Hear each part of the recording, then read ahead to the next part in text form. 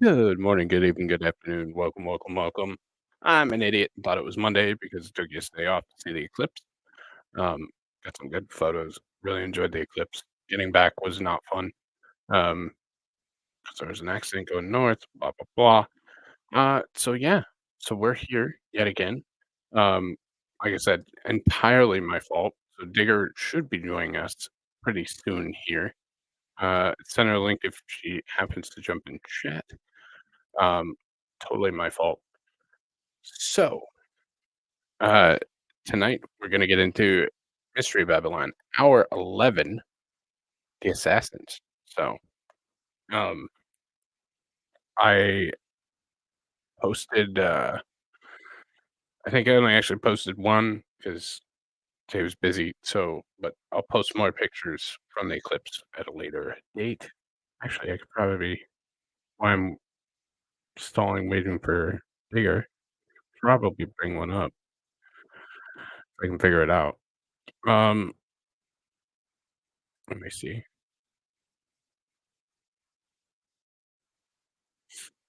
Probably bring one up real quick. Went right outside of Cleveland to Totality for the solar eclipse, and it was gorgeous, absolutely gorgeous.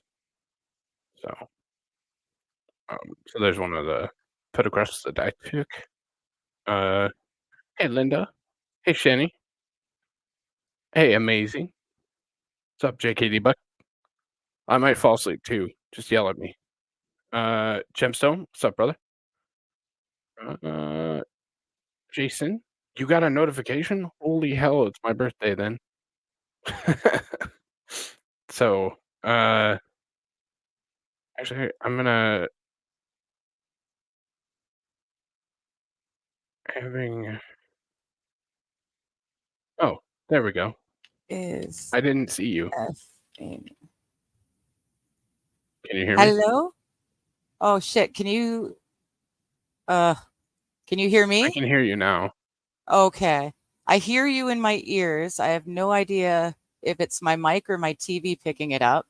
And now I've got, for some reason, I've got a picture in my middle of my screen. I am just going to shut down, restart. If you want to start the video, I will restart and come back in. Hell yeah. Sounds good Okay. to me. All right. I'll see you guys in a minute. Alright, bye. Um, so yeah, yeah, so I went outside of Cleveland, Glen Research Center, with some stuff down there, and had a lot of fun with it. So, it was enjoyable, but that's one of the pictures that I got from it, blah, blah, blah. So, we will, we'll probably you just had bright sun. You're in California, though. I think you only had, like, 40%. So, um, I specifically went to Totality, so I drove a couple hours to get to Totality. Totally worth it, 100%. But with that being said, we'll get started on the what's up, AP? We'll get started uh, on the broadcast, and then probably pause it as soon as Digger gets in and sorted. So, but yeah, Totality where you live gave it to 11 out of 10.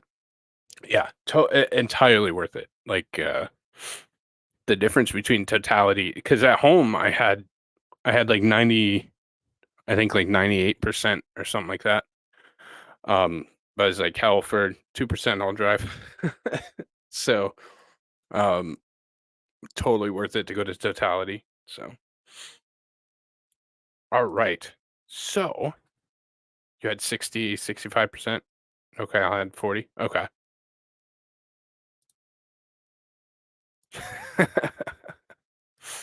Yeah, something like that. So, um, but yeah, it was a cool experience. There's another one in 20 years. So if you didn't catch this one, catch that one. Um, they're really a cool event. So, and Jacob Castro over on Rumble. What's up, brother? All right. So we'll go ahead and get right into right into it and stop promptly when Digger re-enters. You're listening to the Hour of the Time, and I'm your host, William Cooper. Two men in the year 1092 stood on the ramparts of a medieval castle, the Eagle's Nest, perched high upon the crags of the Persian mountains. Can you hear me now? Yeah, I can hear you. Okay. All right. Well, as long as you guys can hear me, I'll just live with it. Works for me. I don't know I'm good which with it. mic is picking me up, but it's not the microphone. It sounds all right, so you don't have All much right. to worry about there. Good to know. I'll play with that then. Sorry, guys. Works for me. I'm okay with it, but All right. yeah. So I guess we only got like 30 seconds in, so we'll preview I'm tonight, okay. and then Yeah, I'm okay if you want to keep going because I've heard it before. So minute and a half, I haven't missed anything important. Okay. All right.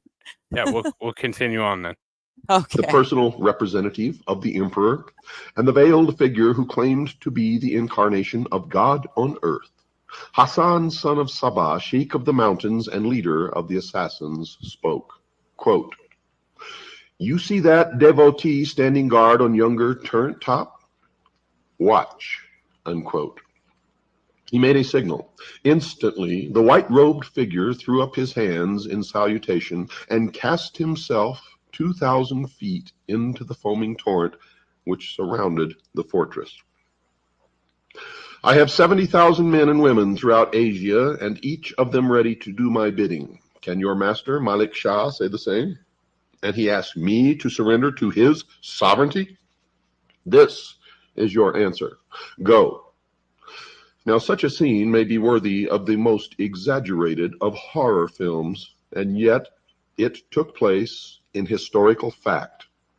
The only quibble made by the chronicler of the time was that Hassan's devotees numbered only about 40,000. How this man Sabah came by his uncanny power, and how his devotees struck terror into the hearts of men from the Caspian to Egypt, is one of the most extraordinary of all tales of the secret societies, the mysteries. Today, the sect of the Hashishin, our druggers, still exists in the form of the Ismailis, our Ishmaelites, whose undisputed chief, endowed by them with divine attributes, is the Aga Khan. Like many another secret cult, the assassin organization was based upon an earlier association. And in order to understand how they worked and what their objectives were, we must begin with these roots. It must be remembered, dear listeners, that the followers of Islam in the 7th century AD split into two divisions: the Orthodox, who regard Muhammad as the bringer of divine inspiration, and the Shias, who consider that Ali, his successor, the fourth Imam or leader, was more important. It is with the Shias that we are concerned here.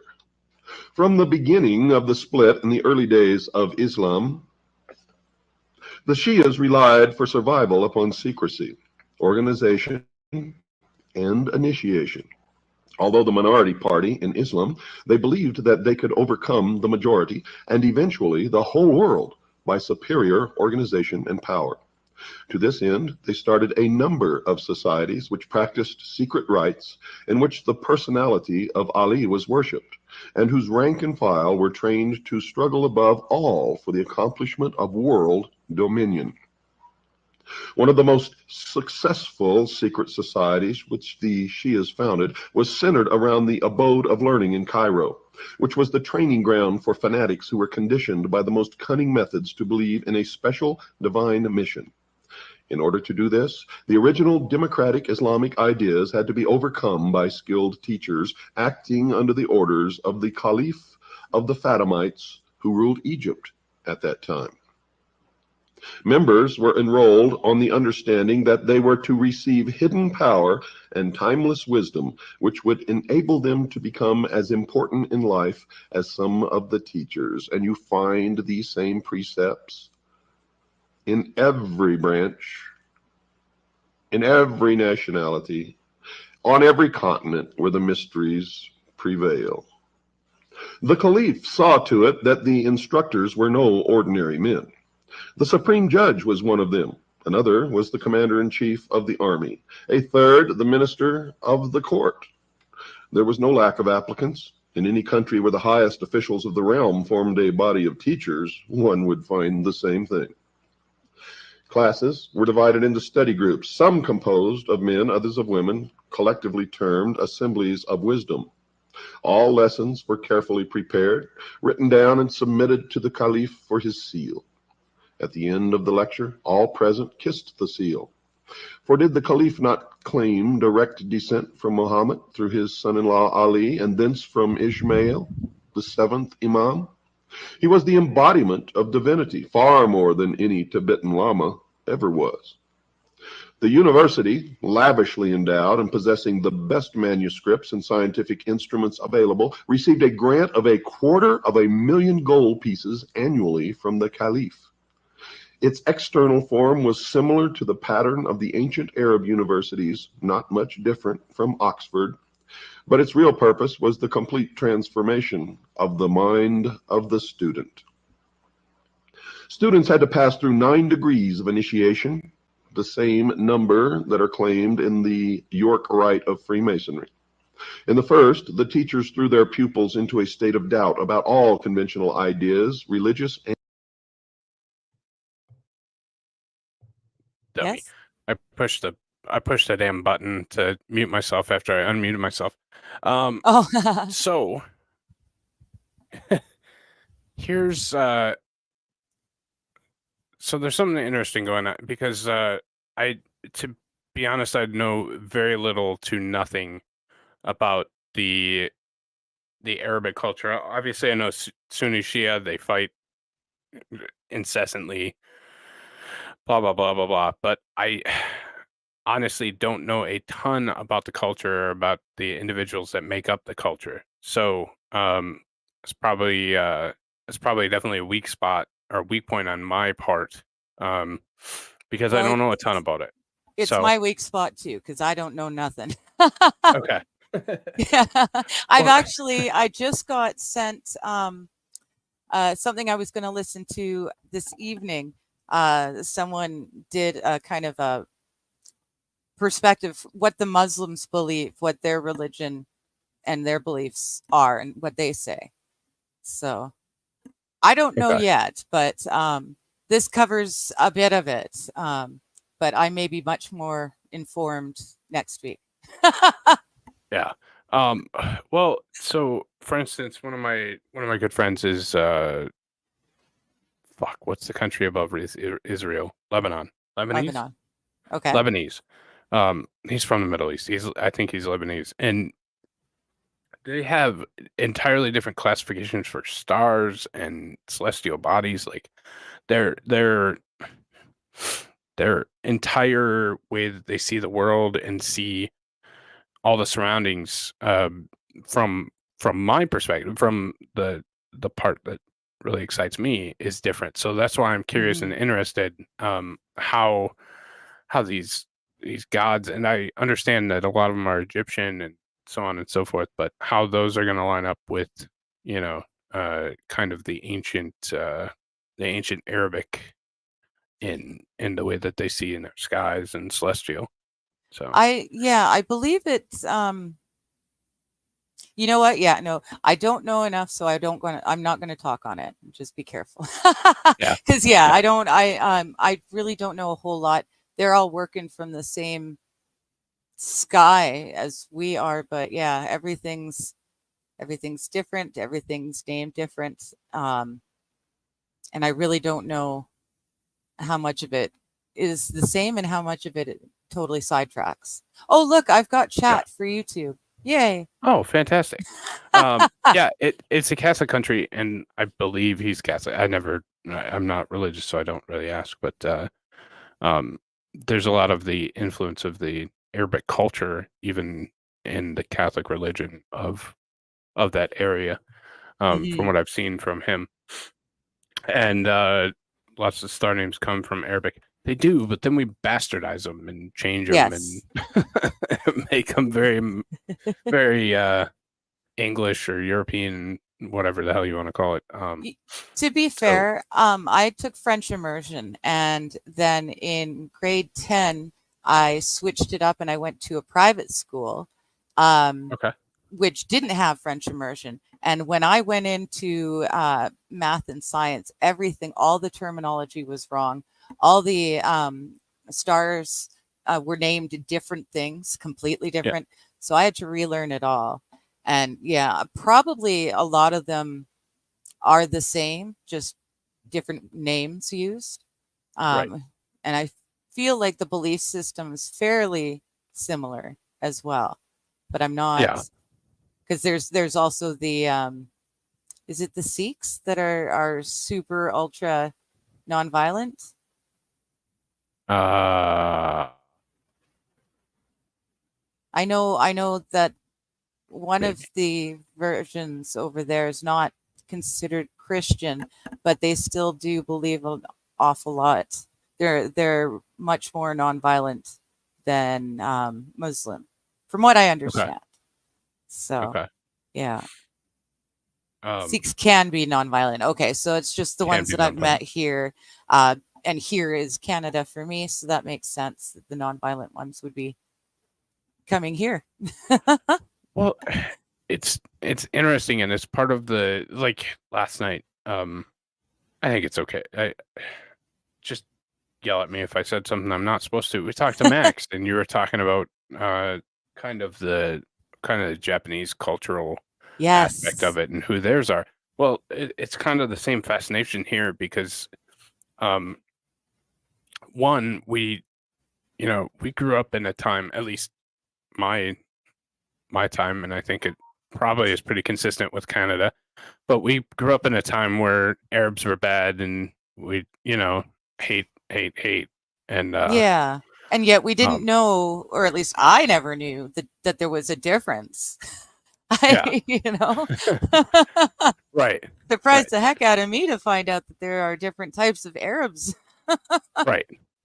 And you just wonder how much of that was just propaganda, or how much of that is like, I think all cultures are unique and beautiful, and maybe we should try and learn a little bit more about ones that we maybe we're told were not great, but Well, see, and um that's my thing is it was the school system, right? yeah, They taught us all about Canada and America, and by default we got all Western Civ, but that's right, Western civilization.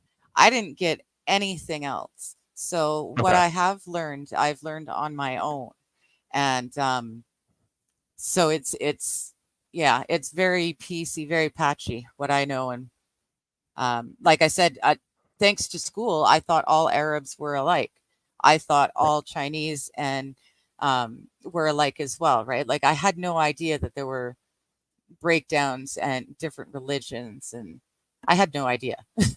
see, so in school I remember that we got a little bit of the Far East culture and a little bit of the Asian culture, not nearly as much of as American or British, or the Western world, but we did get some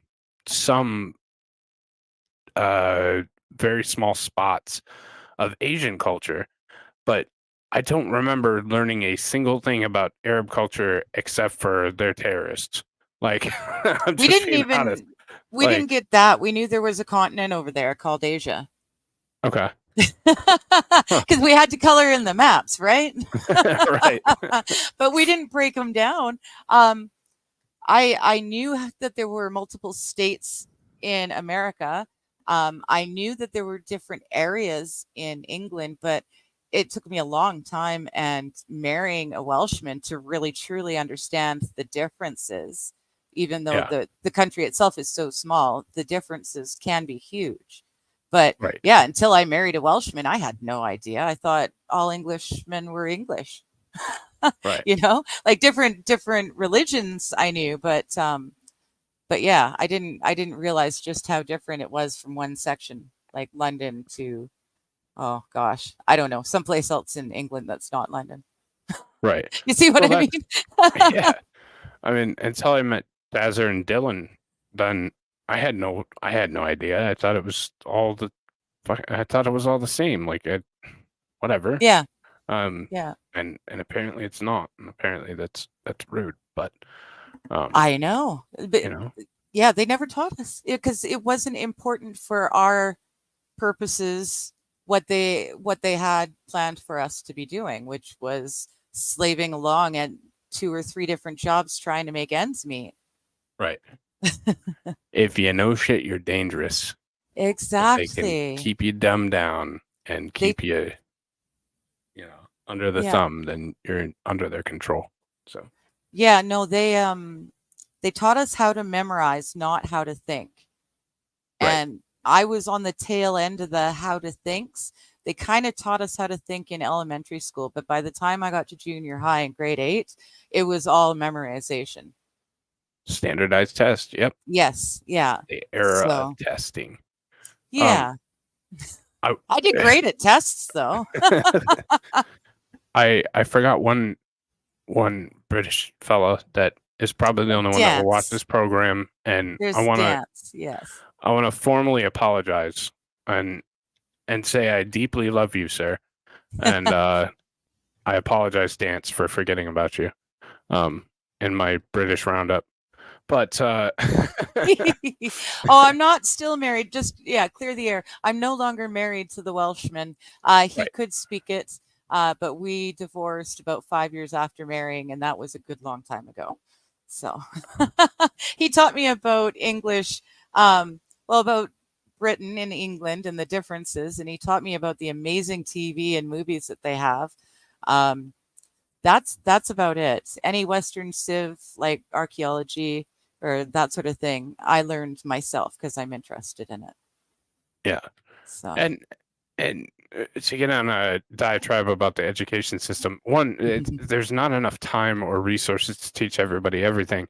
no, But when people, Cheese and I were talking about this a minute ago, when people show an interest in a topic, we should nurture that interest and maybe not be so goddamn standardized and actually have some kind of semblance of, hey, you're interested in, ancient Roman studies. Well, here, instead of taking your, yeah, whatever, jamming something else down your throat. Let's let's um explore that. Like, yeah, yeah. It's a fine line. I'm sure they did it much better at one point because my parents are fairly intelligent people. So, that being said, they were also very, very willing to swallow everything the government said, not use logic or critical thinking. They just took the shots and they're still doing it. So, right. even at their age when they were going through and getting an education, it wasn't all about critical thinking because yeah, or maybe it was just worn out of them after years of working to keep food on the table. Yeah. That's kind of what happened to their age group in that generation, is that they were able to buy the house and they were able to have the kids, but then they had to work all the time in order to keep the roof and keep the food. So Right. my brother and I, we raised ourselves with the TV. And we're Yeah. very lucky there was a lot of morally okay TV shows on at the time because we could have been much worse. Oh, and to kind of give him some credit, back in when I was in high school, history is the last thing I gave a damn about. I was not a big history guy in high school. I was not a big history guy in college. It wasn't until I got later and learned how history fit with science or with math that Hmm. history began being interesting to me. And then, it goes past that. And you're like, damn, I could really get into this history stuff. So I think Hmm. that just the pathways for engaging people also have to be there. Like, Yeah. history can't be this boring, just eh. Like, And see, again, for it's a me, test. I was the opposite. For me, history, English, French, these were awesome, awesome courses. But as soon as we got to math or the sciences, I struggled so much because numbers dance around for me that I was left behind, which is why I ended up in learning assistance, which took me all the times when most people are learning to sew, learning to cook, learning, woodworking or metalwork or what have you. I was stuck in learning center being treated like an idiot. Mhm. So, yeah, it was not conducive to actually learning. Most of my education has come post school. Yeah. And school, I mean, maybe school should just be a foundation of how to learn, but they don't do that even anymore. Well, I think the problem is the bureaucracy is just taking over and it's infected every single part of our system. I don't know if you guys remember, but I was talking to some people about how they closed down the last walk-in clinic in my town because they couldn't afford the support staff. Okay. Okay, so they did that, which really sucks. So there's no walk-in clinic. There's one place that we're supposed to go to, but the junkies hang out there all day and all night. So you never want to go in there because you have to walk the gauntlet of junkies, or you get to go to the ER and hope that you get treated in 3 or 4 hours. You're talking about like a medical clinic, like we would yeah, call like it a urgent care walk-in here, health right? clinic. Yeah. Yeah. Well, we okay. had health clinics that were just walk-in, so you could see a GP that was not your own, but it took the pressure off the ERs, the emergency rooms at the hospital. Gotcha. So they can't afford the receptionist to answer the phone and schedule appointments, so they had to close it down. And Wow. I found out today that my town, the same town that closed it down because they couldn't afford support staff, is running an excess of $6 million. Wow. My town has $6 million just sitting in the bank, and yet we can't afford to pay support staff to run health, the clinic or anything like that. It's just I do believe Gemstone is knocking at my door, so I probably said something wrong or not fully accurate. If we keep playing, I'll run downstairs and let him in. Yeah, go and for then it. I'll clarify. Okay, sounds Okay. good. I'm probably gonna rant for like 10 more seconds, but go for it. Okay. So, and this takes us to: is this a systematic thing? Is this something that's designed to have this impact? Because we're starting to see it more and more, and I think that's where this goes next. Is we're starting to see it more and more. It's slightly off topic, but hey, it's me. Who the hell cares, right? We're starting to see this more and more. So I have a friend that spoke to today. He's Mr. Optimist. Nothing could ever go wrong. Everything's beautiful. The government's fine. Everybody gets along and lives in peace and harmony. That kind of asshole. If you're watching, I'm just. Anyways, so even he today was like, man, things are really getting rough and things are starting to get a little and bad, and I'm starting to kind of wonder if potentially that there was a plan behind it, because it's all coming down so fast and it's all coming down the same way and blah blah blah, and that's one of those where you'd love to say I told you so, but at the same time I told you so doesn't really work. But all that to just say, like, there's been a systematic. Hey, what's up? How bad did you messed up? Not at all. Everything I said was correct, but someone was trying to break into my man's house because his house key does not work anymore. Oh, okay. So, damn. Yeah, that's fun, but nothing serious. Okay. You guys good though? Yeah. Oh yeah. Okay. Yeah. All right. Sorry, I was just bitching about I have a guy that's everything's perfect, nothing could ever go wrong, and everything's beautiful type guy. Oh. Yeah, and he's even today. He's like, yeah, things are getting rough, and it almost seems like it might be kind of their plan. I'm like, no shit, Sherlock.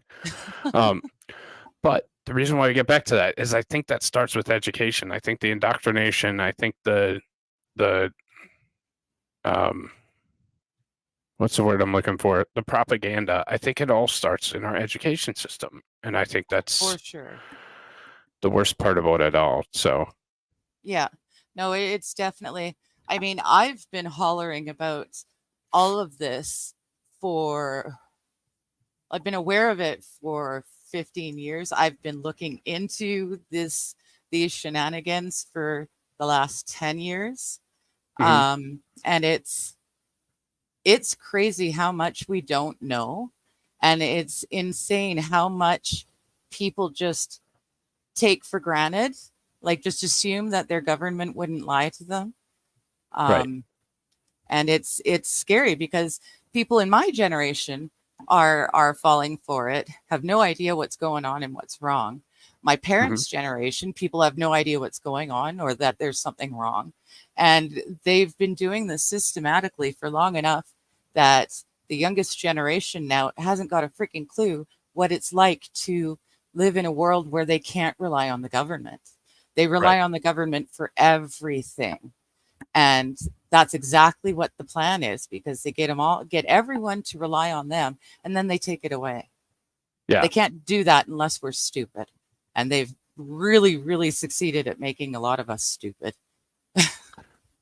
Right. Well, and that was one of his points is today. I forgot how he put it, but he said they give you just enough to remain happy, but then they take it away and want you to be happy with less than what you had before, but you Yep. still think you're happy because they're telling you you're happy or you should be happy. And he's like, it's getting kind of ridiculous. And I'm like, no shit. Yeah. That's why I'm really enjoying the idea of the Freedom Convoy 2.0. It's Yeah. um it's really quite interesting. Canadians are going to basically, our government wants us to be homeless and helpless and rely on them for everything. So that's Mhm. what Canucks are doing. Anytime anyone's got free time or vacation time or whatever, we're all just taking our vacation camping out in our provincial capital on the front, in front of the Capitol building, wherever province you're in, right? Yeah. So, like for us in BC, it would be Victoria. So you just, when you've got vacation, you go over there and you live in a tent on their front stoops. And a lot of people are able to go to Ottawa and do it to our Parliament building. And it's going to be really fun because there's going to be, a lot of Canadians doing exactly what our government wants us to do, and they're Right. going to have to deal with it. Yeah. But we're Yeah. not we're not screwed yet. Like, we don't really need their help yet. So right now it's working for us. Yeah. I think we're already too far. Like I know you're an eternal Yeah. optimist and you think that we're not, but I think we're already too far. Like I think we've already missed the boat. We're probably gonna pay dearly for Well, I've what's been going on. thinking about it too. We are, I mean, as much as we are basically cousins, America and Canada, we do deal with things differently. And even though the nonviolent noncompliance works for us, um, I'm starting to see that it may not work for you guys. Yeah. You guys aren't the patient, polite person that will just be pushed around and pushed around until it's too late, until it's enough, and then it's, and then we stand up for ourselves. You guys do things physically, and Yeah. that's at this point in time in our timeline, I think that may be what's necessary for Yeah. you guys. No offense. I'm still No, no. hoping Canada can do it all non-violent, non-compliant, but we were able to pull it off for a small amount of time. I don't know if we could pull it off long enough to, actually tear down our government and rebuild it properly. Right. But you guys have the ability to do it with force. And you're getting real close to the time where it's going to be necessary, because you're right behind us. You're on our heels when it comes to the communist socialist agendas. Yeah. You're only maybe 5-10 years behind us, and that space, that'll close up real quick if you don't get things under control. Well, it's probably going to close up in a couple weeks here. If you didn't, I forget his name because he's a piece of shit, but um, I think his last name is Gallagher. So yet another GOP congressman has designed to retire. And this guy, so if he retired before April 8th, he did not, he would trigger a, what's the word? Uh, Basically an election out of term so they could fill his seat and it wouldn't be Okay. the end of the world. But he's intentionally retiring 4 days after that time. Oh, So it's going to leave it 50-50. And Raskins has already said that he's going to put the bill to remove Trump from the ballot. And the Supreme Court's already said that the states can't do it, but the United States Congress can. Well, the bill's already getting ready to go. He so they're leaves just office. waiting. Yeah, he sits just long enough over time to make sure that someone for Trump doesn't get in and squash Exactly. that bill. Exactly. So Lovely. yeah, special election. Yeah. So they won't trigger it. So the Democrats will have enough in the House to be able to pass this law to exclude Donald Trump from the 2024 ballot. And that's going to go over so well. Yeah. And it's going to happen next week. Wow. So Wow. Yeah, we live in interesting times. It's an ancient Chinese curse/blessing. May you live in interesting times, and we do. very, very, very interesting. And Yeah. and I think it's a plan. I think the whole Koof thing was a test run. I think Oh, for that sure. they you keep claiming that we keep pushing them back. I think if anything, Koof accelerated. They think they have just enough compliance to pull it over, and they're ready to go. Okay. Yeah. I'm of the opinion that they pushed too hard with COVID and kind of showed their hand to too many awake people. So they're back, or at least in Canada specifically, they're backpedaling. And I can guarantee you, I've been saying it for months now. The next leader of my country is going to be Pierre Poilievre. And he is just a woke light version of Trudeau. The people pulling his strings are the UN, as opposed to Trudeau with the WEF. But at the end of the day, both the WEF and the UN are working together at the moment, because right now they're all aiming to the same goal. So Poilievre is not going to change anything of real importance. He's really not doing what people are expecting him to do. He's gonna axe the tax, which means he's going to drop the 23% tax that we were just given, but he's not axing the carbon tax in its entirety. Even though we can see that the carbon tax has not aided the climate in any way whatsoever, he's still going to take that tax.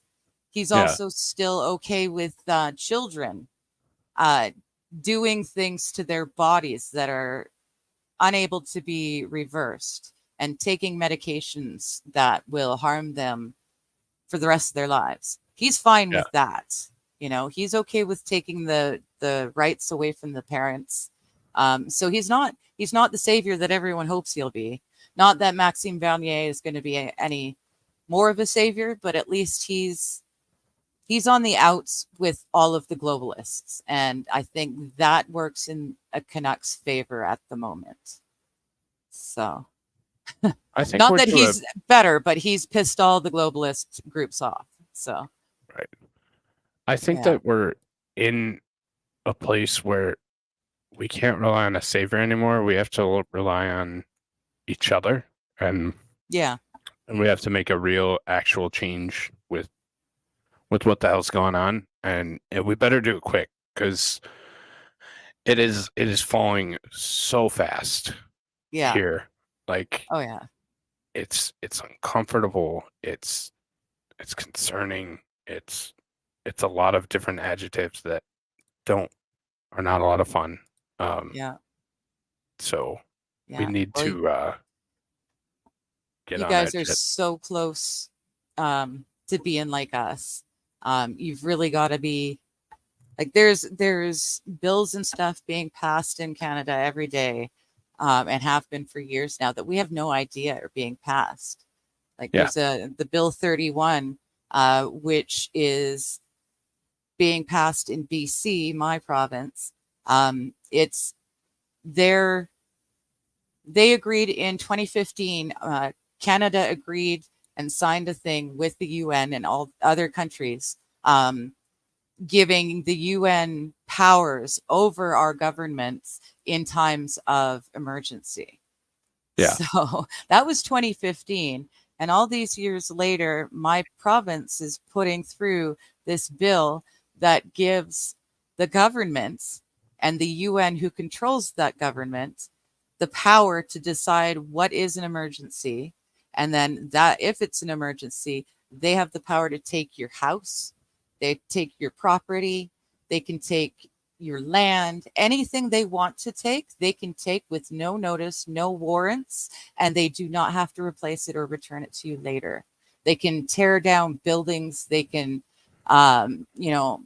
whatever they want in the name of taking care of an emergency. And Sounds very German.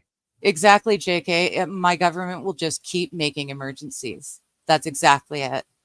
Well, so on that, and then at some point we'll get back to the video, I promise. On that, we were talking about obviously the eclipse that happened, and I was talking to Dazer, who didn't understand why everybody was declaring a state of emergency for the eclipse. And I said, it's for resources. They want more police officers, they want more resources, more traffic enforcement, that kind of shit, which they could have used some of it in Northern Ohio, and obviously didn't get the memo, but because Ohio sucks. But anyways, he said, why would you declare a national emergency? I said, we declare national emergencies every day. I think I could be wrong on this number, but the United States has 39 active national emergencies right now. Wow. So, like, it is a considerable number, and I want to say it's 39. But there are national emergencies for everything. And each emergency warrants taking a little bit more of your rights. Right. Each one has its own special little niche. Yeah. And there are some powers that are in there that are great powers that haven't been used yet. But do you think for a damn second then when the time comes they won't? Yeah. Like, well, that's why they like to leave things so wide open and vague. That way they can add whatever they want into it without seeming to have changed anything, because the words on the laws don't change. Right. It's just the loopholes get bigger and bigger. Yeah. So, fucking but yeah, loophole that you can drive a truck through. But yeah, we've got our in Canada, addiction is an emergency, a federal emergency. Climate change is an emergency, but it's a medical emergency. So do you see what's happening? Our unelected doctors who tried to force the jabs and everything else, they're the ones that get to say, oh, climate change, it's a health emergency because we're all going to die if we don't do this. And all of a sudden, 23% interest is added to absolutely everything from seed to purchase by the customer. And it's okay because it's a health emergency. Wow. Yeah. I don't think this is what I want, but let me see. Exactly, AP, just as he wanted it. And before him, he might have written the agenda, the Communist Manifesto or whatever. Yeah, manifesto's the word. But it was already there. That's what this Mystery Babylon series is really good at doing. It's showing you that these belief systems, these religions have existed for almost as long as, actually, yeah, as long as humans have been on Earth, because Cain killed Abel. Cain killed Abel, and the Canaanites then went on to grow and procreate. And the Mystery Babylon is the belief system that they believe the world was following. There's a term for it, but I can't remember. But they believe this is the belief system that was being followed when Noah built the ark and when the world was flooded. My question is, how did it get passed if Noah's family were all righteous? But I have a feeling it's just, it's the devil's the devil's ability to continue, because sin is still there. Even though the world was flooded and begun anew, sin was still in the world. So obviously somewhere along the way it came out again. But this belief system, this religion, it has a zillion different names, but it is as old as we are as a race. And it's just being pushed ahead and pushed ahead. It's such a great belief system. They are patient. We're 2,000 odd years past that time, or more, sorry. And yet they're still plodding along, working on it. And each new generation, each of the families just keep pushing it along and nudging it on. And we've got leaders in our various governments who keep pushing it along and edging it forward. They have no idea what they're doing. They have no idea what the grand plan is. But watching these at least will help you guys listening and Mighty and I. It helps us to recognize it. And at least that way we can protect ourselves a bit. So I was off on the number just a little bit. Just a little bit. Oh no. Just trying to do the math. Just like 5 times. Oh, no biggie. So, I thought it was going to be 69. No, so there are here. I can in the last 5 years declared emergencies that are still active, even though it says that the incident's over, the emergency's still active. So right. Connecticut, Virginia, Commonwealth, these are just national emergency disasters. So these are storms. This is through FEMA. But still emergencies, 194 over the last 5-year period that are still active.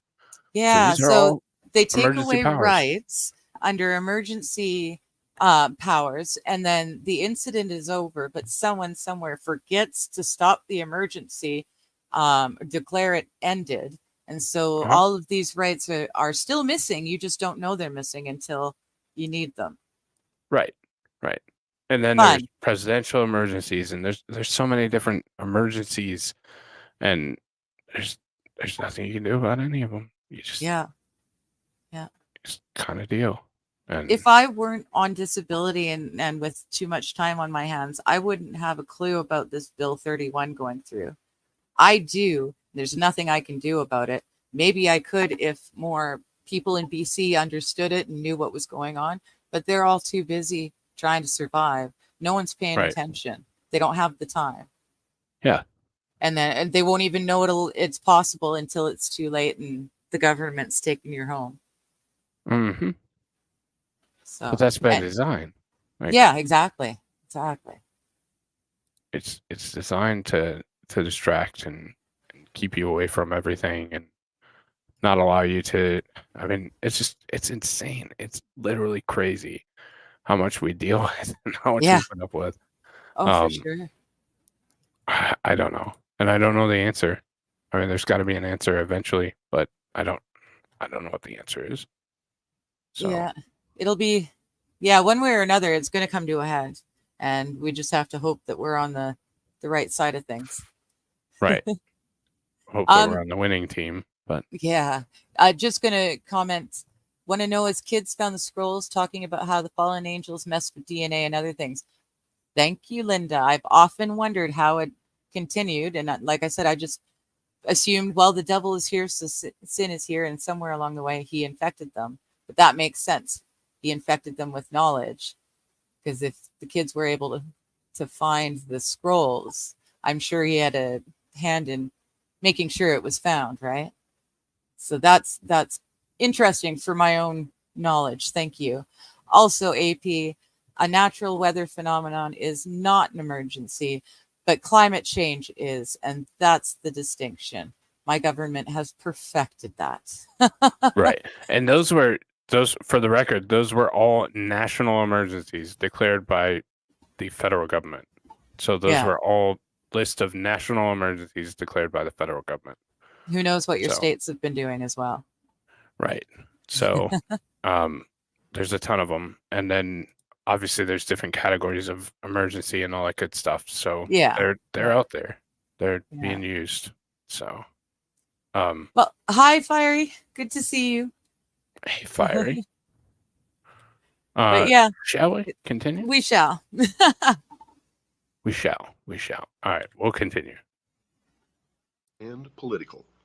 They used false analogy and every other device of argument to make the aspirant believe that what he had been taught by his previous mentors was prejudiced and capable of being challenged. The effect of this, according to the Arab historian Makrizi, was to cause him to lean upon the personality of the teachers as the only possible source of the proper interpretation of facts. At the same time, the teachers hinted continually that formal knowledge was merely the cloak for hidden, inner, and powerful truth, whose secret would be imparted when the youth was ready to receive it. None ever questioned why no secret was ever put forth. This confusion technique was carried out until the student reached the stage where he was prepared to swear a vow of blind allegiance to one or other of his teachers. This oath, together with certain secret signs, was administered in due course, and the candidate awarded the first degree of initiation. The second degree took the form of initiation into the fact that the imams, the successors of Muhammad, were the true and only sources of secret knowledge and power. Imams inspired the teachers. Therefore, the student was to acknowledge every saying and act of his appointed guides as blessed and divinely inspired. In the third degree, the esoteric names of the 7 imams were revealed, and the secret words by which they could be conjured, and by which the powers inherent in the very repetition of their names could be liberated and used for the individual, especially in the service of the sect. In the fourth degree, the succession of the 7 mystical lawgivers and magical personalities was given to the learner. These were characterized as Adam, Noah, Abraham, Moses, Jesus, Muhammad, and Ishmael. There were 7 mystical helpers: Seth, Shem, Ishmael, Aaron, Simon, Ali, and Muhammad, the sons of Ishmael. This last was dead, but he had a mysterious deputy who was the Lord of the time, authorized to give his instructions to the people of truth, as the Ismailis called themselves. This hidden figure gave the caliph the power to pretend that he was acting under even higher instructions. The fifth degree named 12 apostles under the 7 prophets, whose names and functions and magical powers were described. In this degree, the power to influence others by means of personal concentration was supposed to be taught. One writer claims that this was done merely by the repetition for a period of 3 years to train the mind of the magical word Ak-Zapt-E. To obtain the 6th degree involved instructions in the methods of analytical and destructive argument, in which the postulant had to pass a very stiff examination. The 7th degree brought revelations of the great secret that all humanity and all creation were one, and every single thing was a part of the whole, which included the creative and destructive power, the androgynous God. But as an Ismaili, the individual could make use of the power which was ready to be awakened within him and overcome those who knew nothing of the immense potential of the rest of humanity. This power came through the aid of the mysterious power called the Lord of the Time. To qualify for the 8th degree, the aspirant had to believe that all religion, philosophy, and the like were fraudulent. All that mattered was the individual, who could attain fulfillment only through servitude to the greatest developed power, the Imam. The ninth and last degree brought the revelation of the secret that there was no such thing as belief. All that mattered was action, and the only possessor of the reasons for carrying out any action was the chief of the sect. As a secret society, the organization of the Ismailis, as outlined above, was undoubtedly powerful and seemed likely to produce a large number of devotees who would blindly obey the orders of whomever was in control of the edifice. But, as with many other bodies of this kind, there were severe limitations from the point of view of effectiveness. Perhaps the phase of revolt or subversion planned by the society did not in the end get underway. Perhaps it was not intended to work by any other means than training the individual. Be that as it may, its real success extended abroad only to Baghdad in 1058, where a member gained temporary control of Baghdad and coined money in the Egyptian caliph's name. Now this sultan was slain by the Turks, who now entered the picture, and the Cairo headquarters was also threatened. By 1123, the society was closed down by the vizier Afdal. The rise of Turkish power seemed to have discouraged the expansionist Cairo sect so strongly that they almost faded out, and very little is heard of them after that date. It was left to Hassan, son of Sabah, the old man of the mountains, to perfect the system of the ailing secret society and found an organization which has endured for another 1,000 years. Who was Hassan? Well, he was the son of a Shia, Ali worshipper, in Khorasan, a most bigoted man who claimed that his ancestors were Arabs from Kufa. Now, this assumption was probably due to the fact that such a lineage bolstered up claims to religious importance then as now among Muslims. You see, the people of the neighborhood, many of them also Shias, stated very decisively that this Ali was a Persian, and so were his forebears. So it is generally thought that this is the truer version. As the governor of the province was an Orthodox Muslim, Ali spared no efforts to assume the same guise. Now, this is considered to be completely permissible, the doctrine of intelligent dissimulation. As there was some doubt as to his reliability in the religious sense, he retired into a monastic retreat and sent his son Hassan to an Orthodox school. This school was no ordinary one. It was a circle of disciples presided over by the redoubtable Imam Muafiq, about whom it was said that every individual who enrolled under him eventually rose to great power. It was here that Hassan met Omar Khayyam, the tent-maker poet and astronomer, later to be the poet laureate of Persia. Another of his schoolmates was Nizam al-Mulk, who rose from peasanthood to become prime minister. These three made a pact, according to Nizam's autobiography, whereby whichever one rose to high office first would help the others. And that tenet has survived to this day.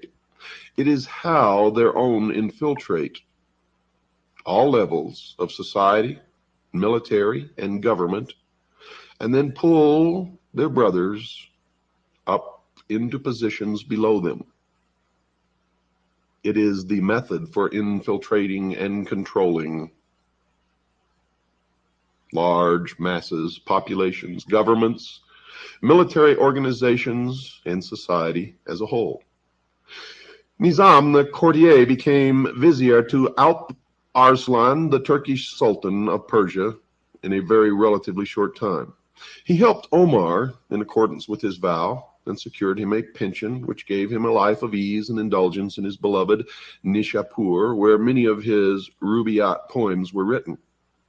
Meanwhile, Hassan remained in obscurity, wandering through the Middle East, waiting for his chance to attain the power of which he had dreamed. Arslan, the lion, died and was succeeded by Malik Shah. Suddenly, Hassan presented himself to Nizam, demanding to be given a place at court. Delighted to fulfill his childhood vow, the vizier obtained for him a favored place and relates what transpired thus in his autobiography. Quote, I had him made a minister by my strong and extravagant recommendations. Like his father, however, he proved to be a fraud, hypocrite, and a self-seeking villain. He was so clever at dissimulation that he appeared to be pious when he was not, and before long he had somehow completely captured the mind of the Shah. Unquote. Now, Malik Shah was young, and Hassan was trained in the Shia art of winning people over by apparent honesty, which means it has the appearance or the look of honesty, but truly is not. Just as the notice of apparent violations sent by the FCC. But Nizam was still the most important man of the realm, with an impressive record of honest dealing and achievements. Hassan decided to eliminate him. The king had asked in that year, 1078, for a complete accounting of the revenue and expenditure of the empire, and Nizam told him that this would take over a year. Hassan, on the other hand, claimed that the whole work could be done in 40 days and offered to prove it. There's that 40 days again. The task was assigned to him, and the accounts were prepared in the specified time. Something went wrong at this point. The balance of historical opinion holds that Nizam struck back at the last moment, saying, quote, by Allah, this man will destroy us all unless he is rendered harmless, though I cannot kill my playmate, unquote.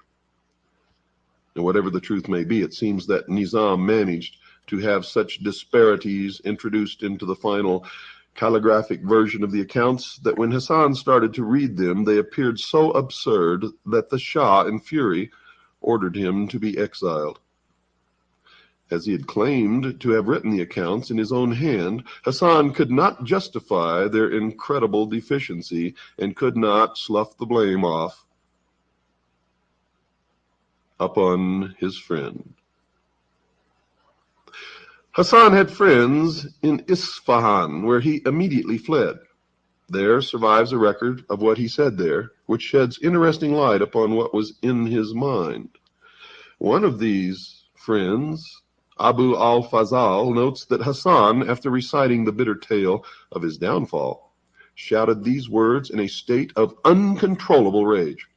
Quote, if I had just two devotees who would stand by me, then I would cause the downfall of that Turk and that peasant, unquote. Fazal concluded that Hassan had taken leave of his senses and tried to get him out of this ugly mood. Hassan took umbrage and insisted that he was working on a plan and that he would have his revenge. He set off for Egypt, there to mature his plans. Fazal was himself later to become a devotee of the assassin chief, and Hassan, 2 decades later, reminded him of that day in Isfahan. Here I am at Alamut, master of all I survey and more. The Sultan and the peasant vizier are dead. Have I not kept my vow? Was I the madman you thought me to be? I found my 2 devotees who were necessary to my plans, unquote. Hassan himself takes up the story of how his fortunes fared after the flight from Persia. He had been brought up in the secret doctrines of Ishmaelism, the Arab branch of the mysteries, and recognized the possibilities of power inherent in such a system. He knew that in Cairo there was a powerful nucleus of the society, and if we are to believe the words of Fazal, he already had a plan whereby he could turn their followers into disciplined, devoted fanatics willing to die for a leader. What was this plan? Well, he had decided that it was not enough to promise paradise, fulfillment, eternal joy to people. He would actually show it to them. Show it in the form of an artificial paradise where houris played and fountains gushed, sweet-scented waters where every sensual wish was granted, amid beautiful flowers and gilded pavilions. And this, dear listeners, is what he eventually did. Hassan chose a hidden valley for the site of his paradise, described by Marco Polo, who passed this way in 1271. Quote, "In a beautiful valley enclosed between two lofty mountains, he had formed a luxurious garden stored with every delicious fruit and every fragrant shrub that could be procured. Palaces of various sizes and forms were erected in different parts of the grounds, ornamented with works of gold, with paintings, and with furniture of rich silks. By means of small conduits contained in these buildings, streams of wine, milk, honey, and some of pure water were seen to flow in every direction. The inhabitants of these places were elegant and beautiful damsels, accomplished in the arts of singing, playing upon all sorts of musical instruments, dancing, and especially those of dalliance and amorous allurement. Clothed in rich dresses, they were seen continually sporting and amusing themselves in the garden and pavilions, their female guardians being confined within doors and never allowed to appear. The object which the chief had in view in forming a garden of this fascinating kind was simply this: that Mohammed, having promised to those who should obey his will the enjoyments of paradise, where every species of sensual gratification should be found in the society of beautiful nymphs, he was desirous of it being understood by his followers that he also was a prophet and a compeer of Mohammed, and had the power of admitting to paradise such as he and he alone should choose to favor. In that order, and in order that none without his license should find their way into this delicious valley, he caused a strong and inexpugnable castle to be erected at the opening to it, through which the entry was by a secret passage, and thus the legend of Shambhala, or the paradise in the mountains, a valley of lush greenery, unending fruits, fair, beautiful maidens. Thus the legend began. Hassan began to attract young men from the surrounding countryside between the ages of 12 and 20, particularly those whom he marked out as possible material for the production of killers. And every day he held court, a reception at which he spoke of the delights of paradise, and at certain times he caused draughts of a soporific nature to be administered to 10 or sometimes a dozen youths. And when half dead with sleep, drugged out of their minds, he had them conveyed to the several places and apartments of the garden. Upon awakening from this state of lethargy, their senses were struck by all the delightful objects, and each perceiving himself surrounded by lovely damsels, singing, playing, and attracting his regards by the most fascinating caresses, serving him also with delicious viands and exquisite wines, until, intoxicated with excess and enjoyment, amidst actual, real rivers of milk and wine, he believed himself assuredly in paradise, and felt an unwillingness to relinquish its delights. When 4 or 5 days had thus been passed, they were thrown once more into a state of somnolency, and drugged and carried out of the garden. Then, upon being carried to his presence and questioned by him as to where they had been, their answer was, "In paradise, through the favor of your highness." And then, before the whole court, who listened to them with eager astonishment and curiosity, they gave a circumstantial account of the scenes to which they had been witnesses. The chief, thereupon addressing them, said, quote, "We have the assurance of our prophet that he who defends his Lord shall inherit paradise. And if you show yourselves to be devoted to the obedience of my orders, that happy lot awaits you," unquote. Now, suicide was at first attempted by some to be able to return to the paradise that they had just left, not knowing that it was an illusion. But the survivors were early told that only death in the obedience of Hassan's orders could give the key to paradise. And in the 11th century, it was not only credulous Persian peasants who would have believed such things were true. Even among the more sophisticated people, the reality of the gardens and houris of paradise were completely accepted. True, a good many Sufis preached that the garden was allegorical, but that still left more than a few people who believed that they could trust the evidence of their senses. The Ancient Art of Imposture by Abdul Rahman of Damascus gives away another trick of Hassan's. You see, he had a deep, narrow pit sunk into the floor of his audience chamber. One of his disciples stood in this in such a way that his head and neck alone were visible above the floor. And around the neck was placed a circular dish in two pieces which fitted together with a hole in the middle. And this gave the impression that there was a severed head on a metal plate standing on the floor. Now, in order to make the scene more plausible, if that is the word, Hassan had some fresh blood poured around the head on the plate.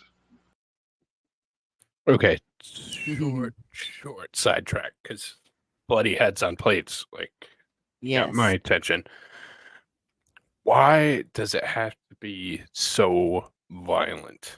Why are all these, like, shouldn't we value human life? At least a little bit. I think part of the trouble is that, well, I mean, like Christianity, it doesn't matter what denomination you go to, human life is respected and important and cherished. That's because Christianity works on the belief system that Jesus lived and died and rose again. And so that was the final sacrifice. That was the sacrifice to end all sacrifices. However, a lot of religions don't recognize Jesus as the Messiah. And so like Orthodox Jews, from my understanding, are still waiting for the Messiah that was prophesied to come for the first time. There's a lot of other religions in the world that keep doing the sacrificial rites. And because that's a part of your day-to-day religion,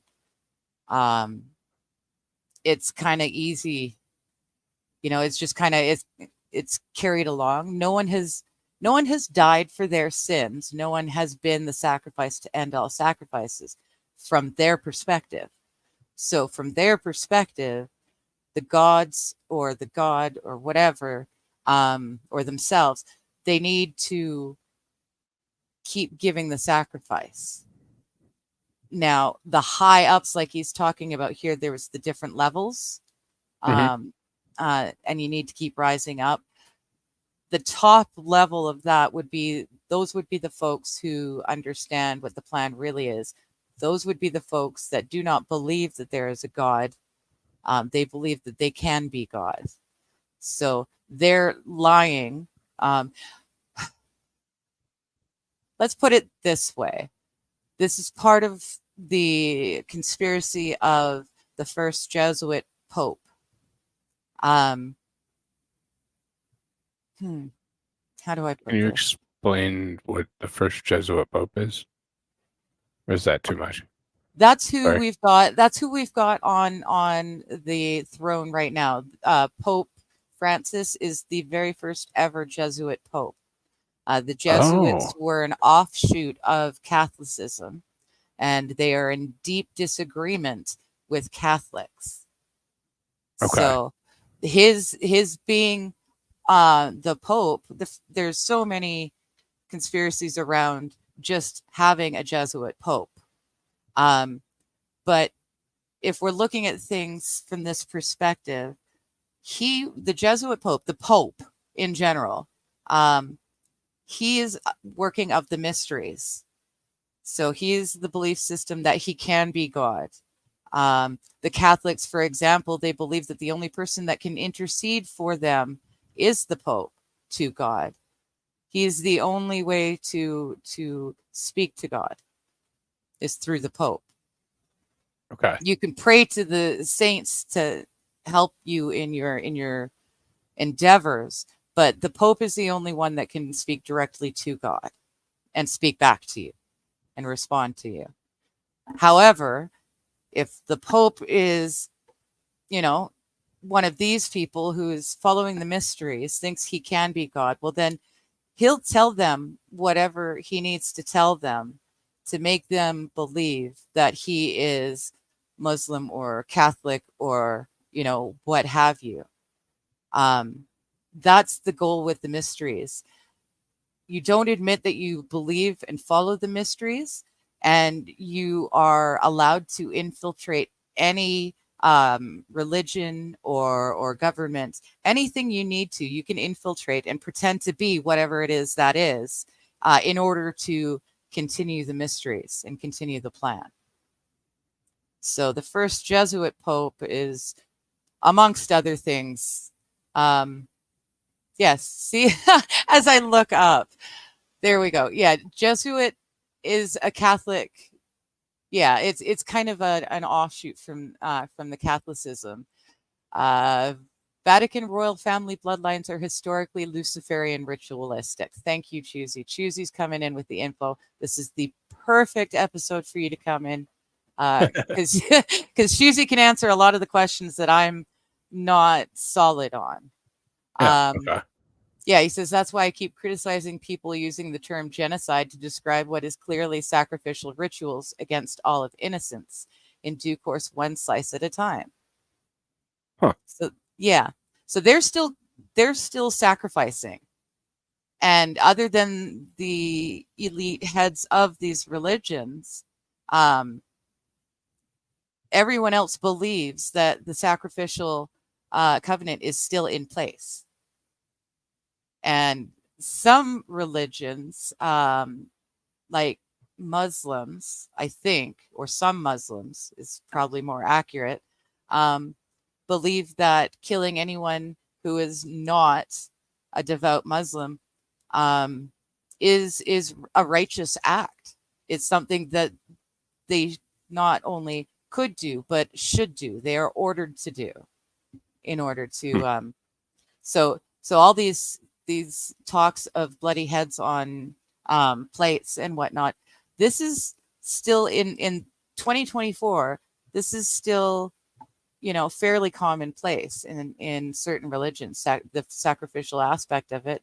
I just learned recently that there are people in certain countries that reenact the hanging on the cross and resurrection, right up to and including this people volunteering to play the part of Christ and are actually put up on crosses and hammered in place in their wrists and their ankles, or their hands and their feet, depending on who you talk to. But people really do this every year.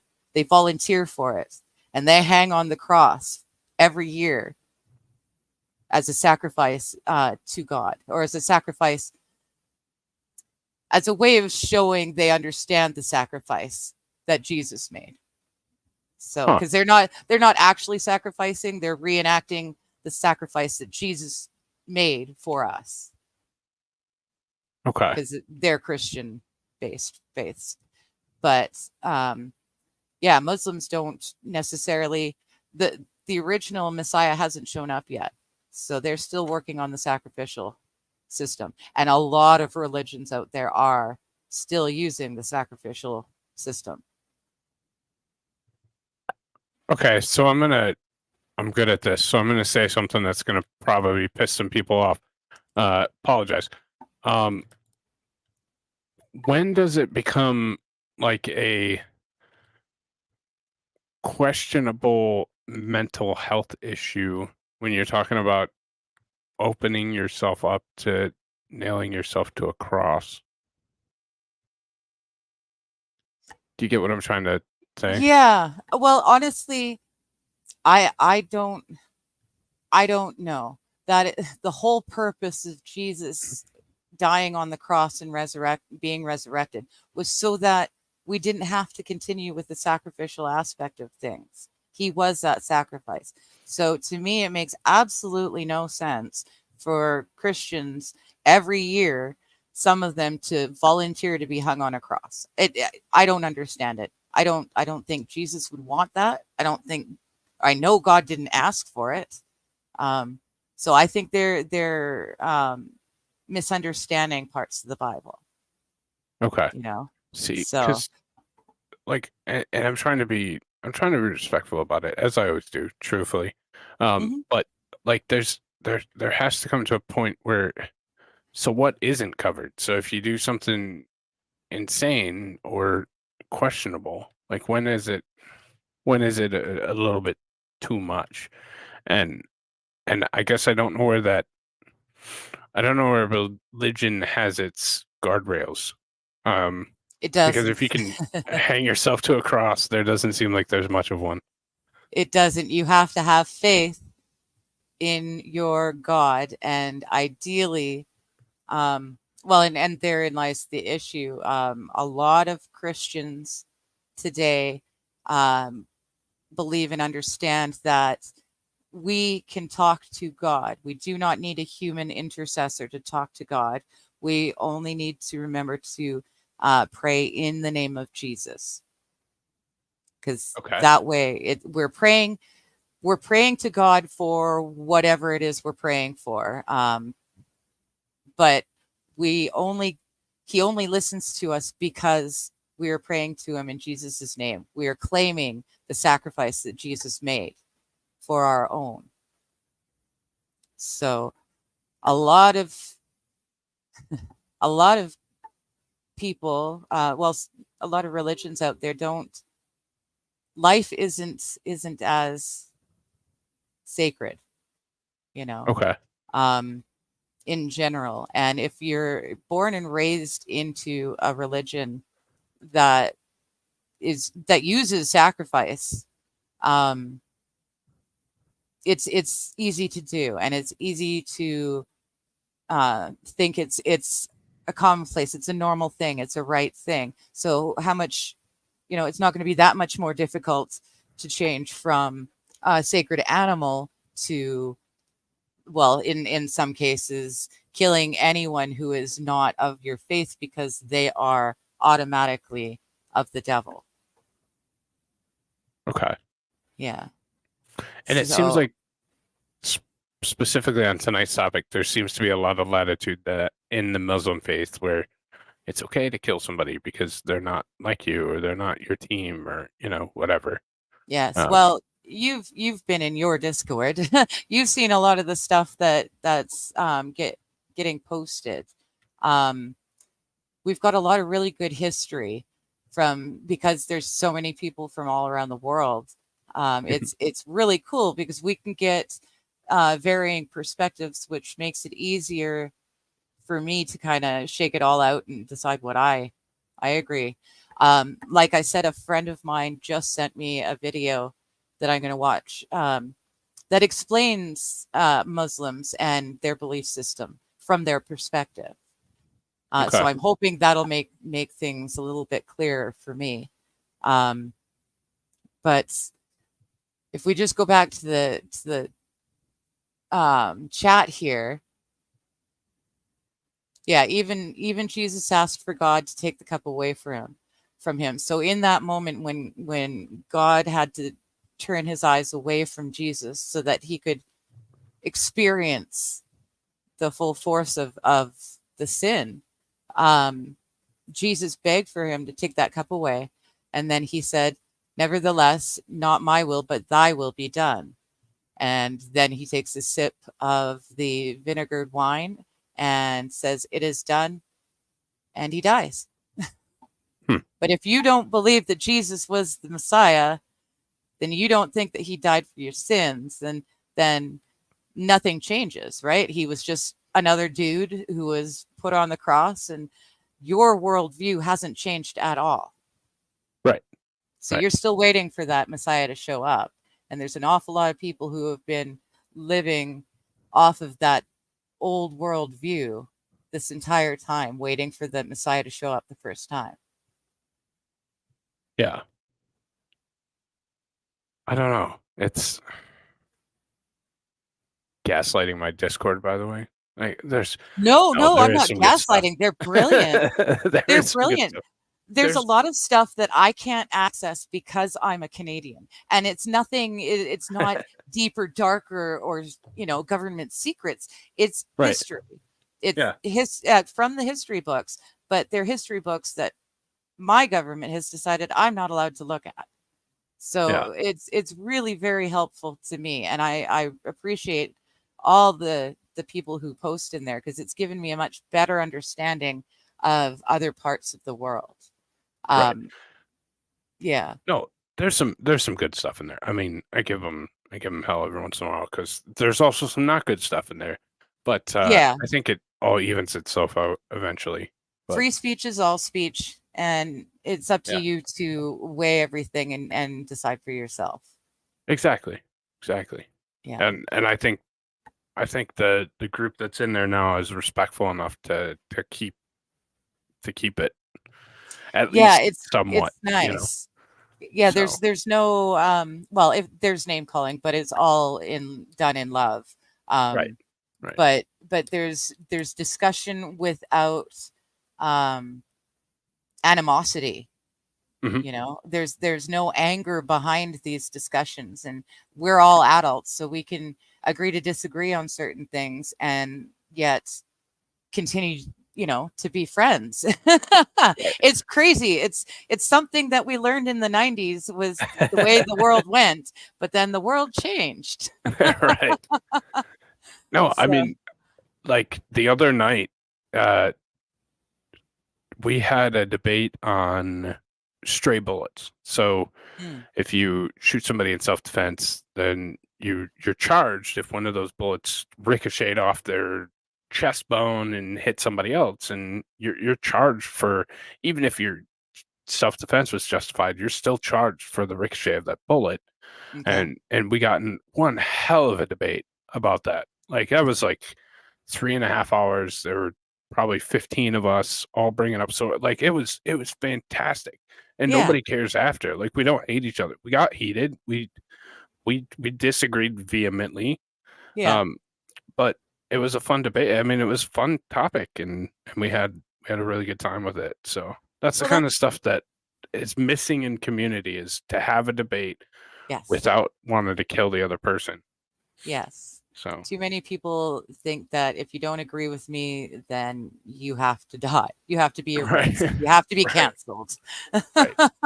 But it's very interesting too. The one religion that has been getting the most flack and the most hate, at least from the Western civilization perspective, is Christians.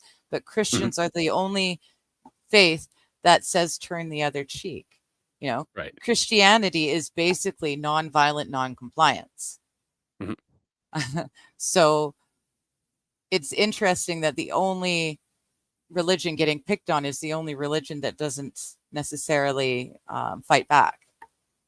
Or at least not in a physical violent way that people are used to and can recognize.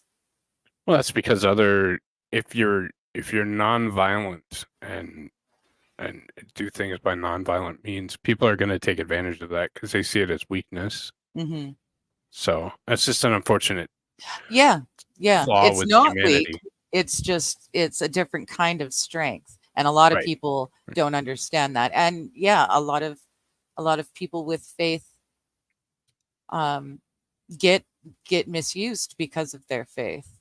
But that's the world, and that's going to happen. So I think that's why the Christianity is able to survive all of the hate. I mean, how many thousands of years has it been here for now? And no matter how much burning of the witches and the Spanish Inquisition and one thing after another trying to end this belief in Jesus, this Christianity thing, and it doesn't work.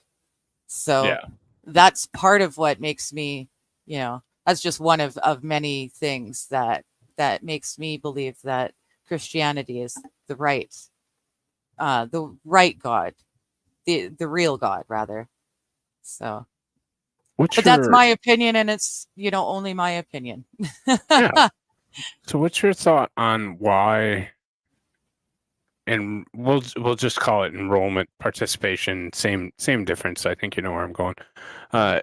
Enrollment and participation is down in religion across the board, and probably more with the Christian religion if we're looking purely at numbers, because Muslims and seem to be holding pretty strong number wise, but as far as the Western religions or the Christian religion, it's down considerably. Like, it's not the same as it once was. It So is. I believe that there has been so many concessions made in the various Christian denominations. The Bible has been diluted, and I think we're at the same point now as the Jews were at when Jesus walked the earth. We've gotten so used to the human traditions that we've created within our religions, we've forgotten the Bible. And that was the problem with the Sadducees and the Pharisees. They were so stuck in the laws of Moses, which is a touchy subject, but Mhm. they were so involved with these laws, these traditions that they had created over time to worship God. But God didn't want that. God didn't want all these traditions. And what God wanted is in the Bible, is in the books in the Bible. And most Christian denominations have veered so far from the Bible and the Bible alone that, yeah, I mean, that they're saying that, oh gosh,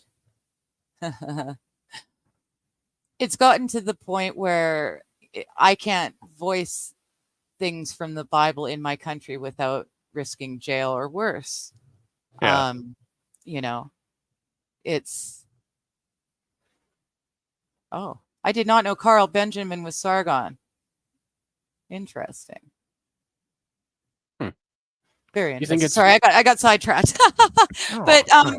yeah, no, we just got diluted in we were so busy with or upholding the traditions of man, like Easter Sunday, for example, and not Christian, Christmas.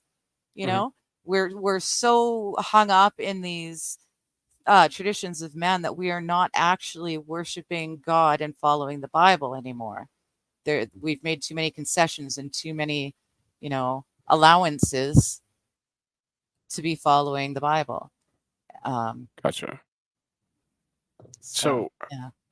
do you think this is part of the, I guess where I was going kind of with it, I think in my head too. Do you think this is part of the mysteries and this whole Babylon and the whole the whole adventure or the whole pathway we've been on, where we are, um, they're doing this intentionally. Like, this is intentional. Like, Yep. they're trying to break down religion so that not as many people can take part in it. Blah blah blah. So Yeah, it really is. I mean, with the mysteries, their people are told specifically ingratiate yourself with other religions, with other organizations, ingratiate yourself within them so that you can tear them down from within. mhm. And that's been happening for many, many years now. So I do believe, I mean, Joe Biden, for example, claims to be Catholic, I believe. I buy it. But he was more than willing to go and kiss the Wailing Wall and pay homage to certain, certain other religions that wouldn't necessarily be in agreement with his claimed religion. But Yeah.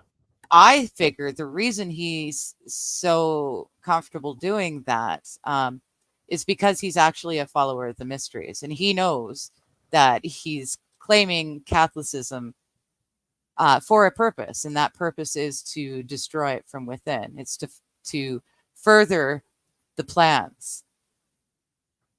If demons exist, Joe Biden is one. But anyways, so, well, you look at the Pope, and the Pope didn't he have some joint thing with the Muslim religion? And I saw a video, I don't know what it means, but the black Israelites, he was kissing their feet the other day and shit. Like, okay.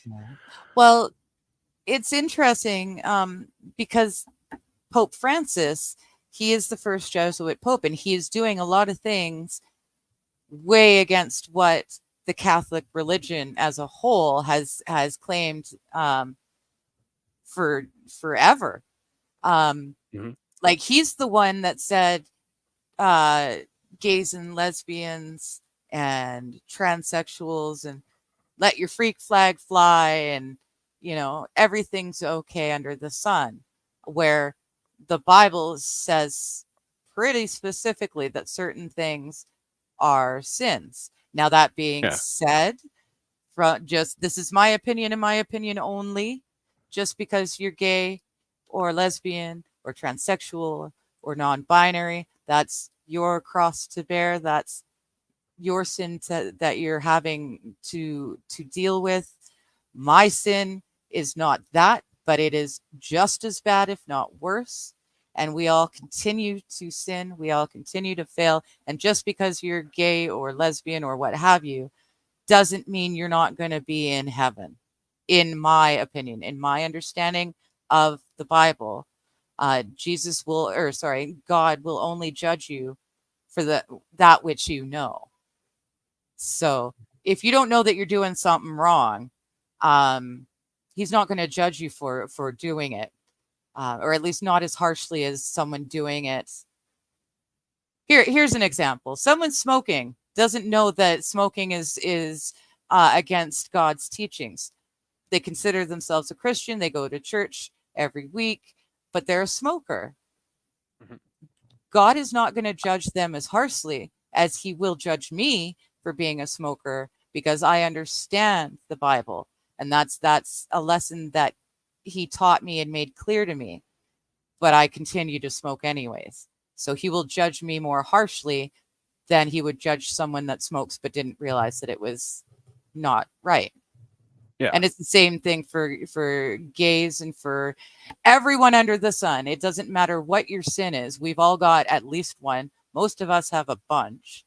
And it's just a matter of trying to be the best person you can be to yourself and to everyone around you. It's easy to be nice and helpful to people you like. It's very, very hard to be kind and caring and helpful to the people that you hate. Yeah. And that's what a Christian's perspective is you need to be kind and caring and helpful to everyone, no matter what they think or say or do to you. Hello, Bobby. It's so nice to see you. What's up, Abba? So there's I have a very simple shit. Hang on. Simple outlook on things. I think that if you're not a terrible person and you're not horrible to other people, and you conduct yourself in a way that is conducive to not even being helpful, but just not getting in someone's way, I think I think you're good at that point. Like I'm okay with you at that point. The problem is we have so many people, and this was a topic last night in the lovely Discord. that people have just become so selfish and so self-centered and so where they're damaging other people actively, and I don't know if they know that they're hurting other people actively. I just think that it's that you're so caught up in I have to make this dollar, I have to get this view, or I have to do this, or I have to do this, that you just throw people under the bus and, just it it's got to a point where there's definitely a shift in what's important and what's admired and what's It's that kind of thing. very So, cutthroat these days. Everyone is out very. for what they can get. Um, and that I think has a lot to do with the fact that the Christian values have been hidden so thoroughly. Um, we've been slowly erasing Christianity out of Western civilization. But we all have to remember, I mean, especially America, your Constitution, Bill of Rights, was based on the Ten Commandments. Right. Western Civ, in general, we've been raised believing certain things to be true and morally just or unjust. But now we've had so many generations that have been raised by the TV and raised by the internet and taught how not to think, taught to memorize, not to think about things. It's really very easy to have come to a point where most of the world population is so selfish and so self-involved, they don't realize how selfish and self-involved they are. I can't believe just how selfish I am, and I struggle with it quite a bit. And a lot of things I wouldn't have considered being selfish until I started to read the Bible and realize what it really was to Yeah. be, selfless. So, yes, Fiery, you're exactly right. Raised by socialist teachers, virtue signaling. And now none of us realize how wrong it is. So, Right.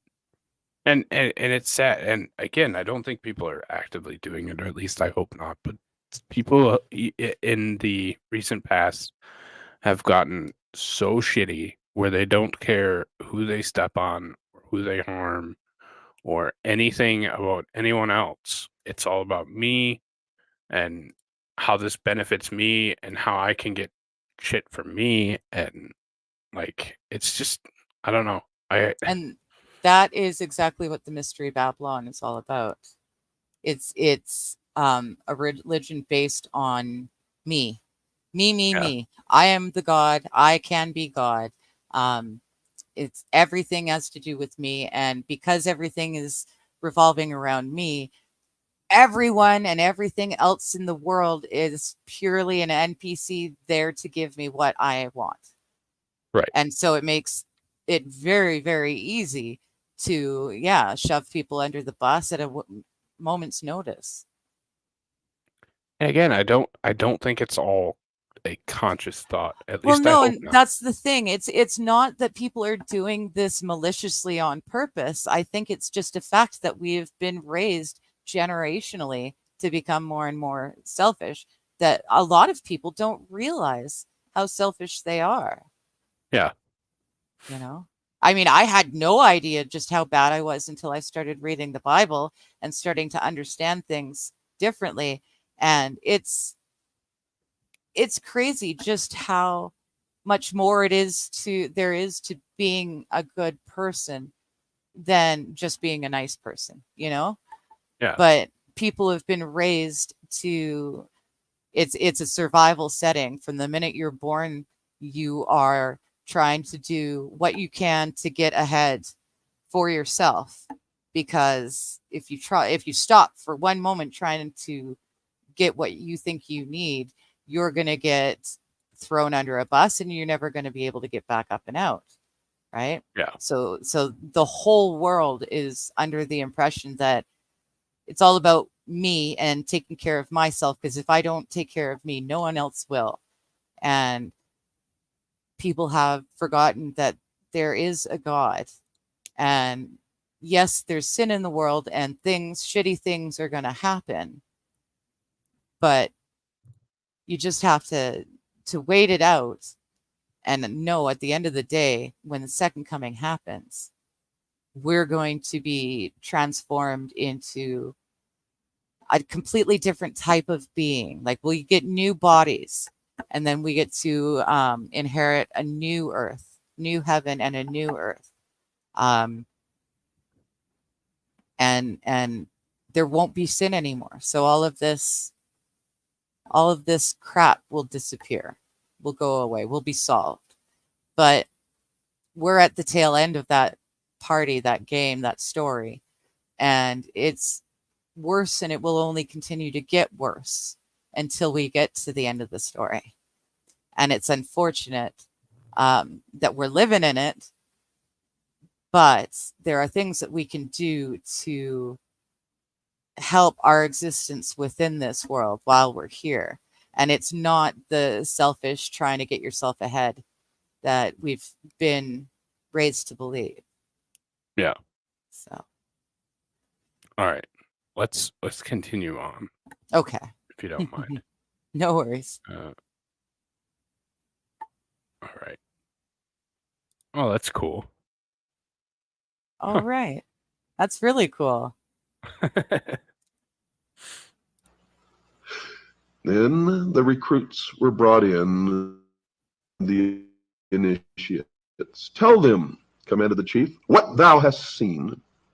Then the disciple, appearing as a head on a plate, described the delights of paradise. Quote, you have seen the head of a man who died, whom you all knew. I have reanimated him to speak with his own tongue, unquote. And then he would really sever treacherously the man's head in real earnest, and stuck for some time somewhere that the faithful would see it. And the effect of this conjuring trick, plus murder, increased the enthusiasm for martyrdom to the required degree, and gave him unbelievable control over his flock. There are many documented instances of the recklessness of the Fidean devotees of the Ismailis, one witness being a Westerner who was treated a century later to a similar spectacle to that which had appalled the envoy of Malik Shah. But we've got to take a break first, folks. Don't go away. I'll be right back after this very short pause. Henry, Count of Champagne, reports that he was traveling in 1194 through Ismaili territory. Quote, the chief sent some persons to salute him and beg that on his return he would stop at and partake of the hospitality of the castle. The count accepted the invitation. As he returned, the Dai el-Kibir, our great missionary, advanced to meet him, showed him every mark of honor, and let him view his castle and fortresses. Having passed through several, they came at length to one of the towers, which rose to an exceeding height. On each tower stood two sentinels clad in white. These, said the chief, pointing to them, obey me far better than the subjects of your Christians obey their lords. And at a given signal, two of them flung themselves down and were dashed to pieces. If you wish, said he to the astonished count, all my white ones shall do the same. The benevolent count shrank from the proposal and candidly avowed that no Christian prince could presume to look for such obedience from his subjects. When he was departing with many valuable presents, the chief said to him meaningly, by means of these trusty servants, I get rid of the enemies of our society, unquote. Now, further details of the mentality of Hassan are given in what is supposed to be an autobiographical account of his early days. And it probably is, in fact, such because the method of his conversion does seem to follow the pattern which has been observed in fanatics of whatever religious or political persuasion. He was, he says, reared in the belief of the divine right of the imams by his father. He early met an Ismaili missionary Emir Dareb, with whom he argued strenuously against the emir's particular form of the creed. Then, some time later, he went through a bout of severe illness in which he feared to die and began to think that the Ismaili doctrine might really be the road to redemption and paradise. If he died unconverted, he might be damned. Thus it was that as soon as he recovered, he sought out another Ismaili propagandist, Abu Najam, and then others. Eventually, he went to Egypt to study the creed at its headquarters. He was received with honor by the Caliph due to his former position at the court of Malik Shah. In order to increase their own importance, the high officials of the court made a good deal of public play of the significance of the new convert, but this fact seemed in the end to help Hassan more than it did them. He entered into political intrigue and was arrested, then confined in a fortress. No sooner had he entered the prison than a minaret collapsed, and in some unexplained way this was interpreted as an omen that Hassan was in reality a divinely protected person. The Caliph, hurriedly making Hassan a number of valuable gifts, had him put aboard a ship sailing for Northwest Africa. This gave him the funds which he was to use for setting up his paradise, and also, through some quirk of fate, the disciples whom he sought. A tremendous storm blew up, terrifying the captain, crew, and passengers alike. Prayers were held, and Hassan was asked to join. He refused. Quote, "The storm is my doing. How can I pray that it abate?" Unquote, he asks. And then says this, quote, "I have indicated the displeasure of the Almighty. If we sink, I shall not die, for I am immortal. If you want to be saved, believe in me, and I shall subdue the winds." Unquote. Well, at first, the offer was not accepted. Presently, however, when the ship seemed on the point of capsizing, the desperate passengers came to him and swore eternal allegiance. Hassan was still very calm and continued so until the storm abated. The ship was then driven on to the seacoast of Syria, where Hassan disembarked together with two of the merchant passengers who became his first real disciples. Hassan was not yet ready for the fulfillment of his destiny as he saw it for the time being. He was traveling under the guise of a missionary of the Caliph in Cairo. From Aleppo, he went to Baghdad, seeking a headquarters where he should be safe from interference and where he yet could become powerful enough to expand. Into Persia, the road led him, traveling through the country, making converts to his ideas, which were still apparently strongly based upon the secret doctrines of the Egyptian Ismailis. Everywhere, he created a really devoted disciple, Arfidei. He bade him stay and try to enlarge the circle of his followers. These circles became hatching grounds for the production of self-sacrificers, the initiates, who were drawn from the ranks of the most promising ordinary converts. Thus it was that miniature training centers, modeled upon the abode of learning, were in being within a very few months of his return to his homeland. During his travels, a trusted lieutenant, one Hussein Kahini, reported that the Iraqi district where the fortress of Al-Umat was situated seemed to be an ideal place for proselytism. Most of the ordinary people of that place, in fact, had been persuaded into the Ismaili way of thinking. The only obstacle was the government. Ali Mahdi, who looked upon the Caliph of Baghdad as his spiritual and temporal lord. The first converts were expelled from the country. But before many months, however, there were so many Ismailis among the populace that the governor was compelled to allow them to return. Hassan, though he would not allow him. The prospective owner of Alamut decided to try a trick. He offered the governor 3,000 pieces of gold for the amount of land which could be encompassed by the hide of an ox. When Mahdi agreed to such a sale, Hassan produced a skin, cut it into the thinnest possible thongs, and joined them together to form a string which encompassed the castle of Alamut. Although the governor refused to honor any such bargain, Hassan produced an order from a very highly placed official of the Seljuk rulers, ordering that the fortress be handed over to Hassan for 3,000 gold pieces. Well, it turned out that this official was himself a secret follower of the Sheik of the Mountain. The year was AD 1090. Hassan was now ready for the next part of his plan. He attacked and routed the troops of the emir who had been placed in the governorship of the province and wielded the people of the surrounding districts into a firm band of diligent and trustworthy workers and soldiers answerable to him and him alone.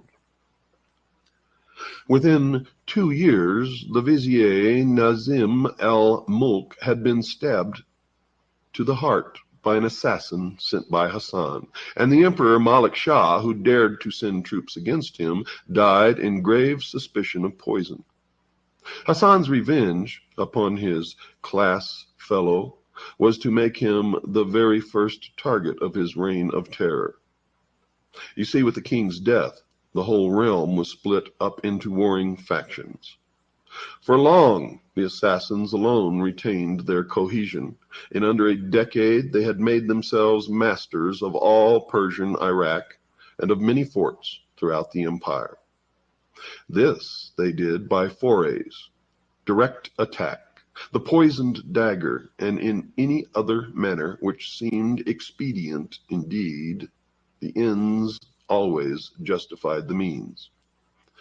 The Orthodox religious leaders pronounced one interdict after another against their doctrines, all to no effect. By now, the entire loyalty of the Ismailis under him had been transferred from the Caliph to the personality of the Sheik of the Mountain, who became the terror of every prince in that part of Asia, the Crusader chiefs included.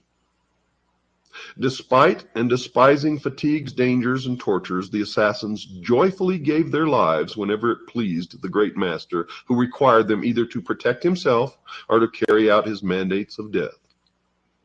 The victim, having been pointed out, the faithful, clothed in a white tunic with a red sash, the colors of innocence and blood, went on their mission without being deterred by distance or danger.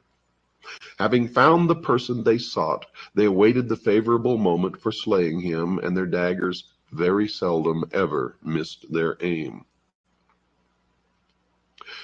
Richard the Lionheart was at one time accused of having asked the Lord of the Mountain to have Conrad of Montferrat killed, a plot which was carried out thus, quote, "Two assassins allowed themselves to be baptized, and placing themselves beside him, seemed intent only on praying. But the favorable opportunity presented itself. They stabbed him, and one took refuge in the church. But hearing that the prince had been carried off still alive, he again forced himself into Montferrat's presence, and stabbed him a second time, and then expired without a complaint, amidst refined tortures," unquote. You see, the method of controlling men's minds that Hassan had perfected was extremely effective and powerful. And not even one incidence of one of his followers failing to carry out his orders exactly can be found. The order of the assassins had perfected their method of securing the loyalty of human beings to an extent and on a scale which has seldom been paralleled. The assassins carried on the battle on two fronts. You see, they fought whichever side in the Crusades served their purposes. They fought with the Knights Templar, and they fought against the Knights Templars. At the same time, they continued the struggle against the Persians. The son and successor of Nizam al-Mulk was laid low by an assassin dagger. The Sultan, who had succeeded his father, Malik Shah, and gained power over most of his territories, was marching against them. One morning, however, he woke with an assassin weapon stuck neatly into the ground near his head. Within it was a note warning him to call off the proposed siege of Alamut. Well, he came to terms with the assassins after that, powerful ruler though he undoubtedly was. You see, the assassins eventually had what amounted to a free hand in exchange for a pact by which they promised to reduce their military power. It was during their pacts, their treaties, their battles with the Knights Templars that many, some say most, some few even say all of the Knights Templars were initiated into the mysteries. Hassan lived for 34 years after his acquisition of Alamut. On only 2 occasions since then had he even left his room, yet he ruled an invisible empire as great and as fearsome as any man before or since, they say. But his empire may still exist today, changed and melded with other sects of the mysteries. Hassan seemed to realize that death was almost upon him and calmly began to make plans for the perpetual continuance, folks, of the Order of the Assassins. And we now begin the latter days of the Assassins, which we will not finish in this hour, but will finish in the next. The ruler of one of the most terrifying organizations the world has ever known was without a lineal successor.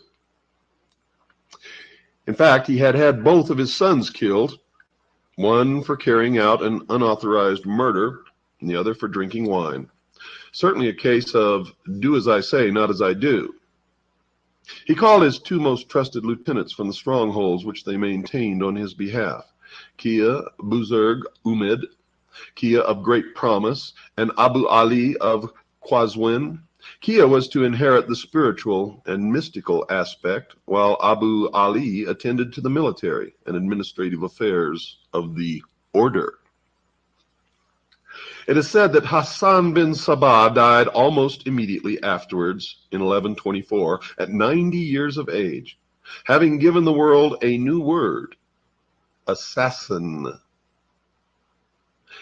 Assassin in Arabic signifies guardians, and some commentators have considered this to be the true origin of the word guardians of the secrets, which the Knights Templar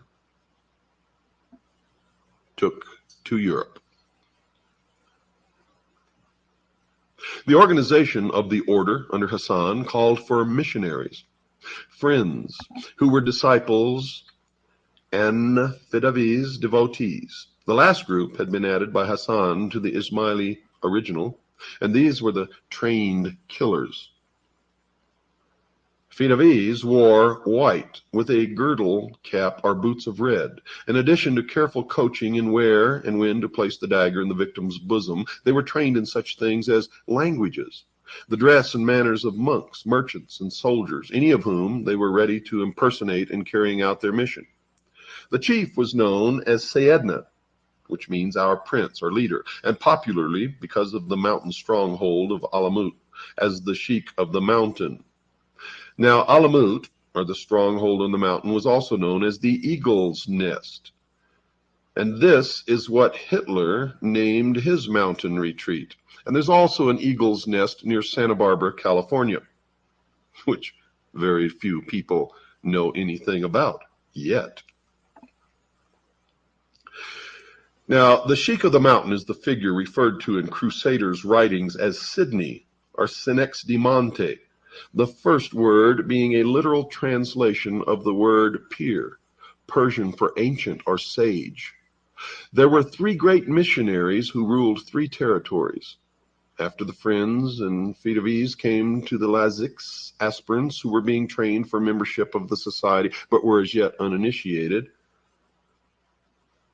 Hassan reduced the original number of degrees of initiation from 9 to the mystical number of 7. A similar number of regulations formed the rules of the order. This, in fact, comprised the working plan of the spreading of the faith. The first rule was that the missionary must know human psychology in such a way as to be able to select suitable people for admission to the cult, and was summed up in the mnemonic, quote, cast no seed upon rocks, unquote. The second rule of procedure was the application of flattery and gaining the confidence of the prospective member. Third came the casting of doubt into the mind by superior knowledge. Fourthly, the teacher must apply an oath to the student never to betray any of the truths which were to be revealed to him.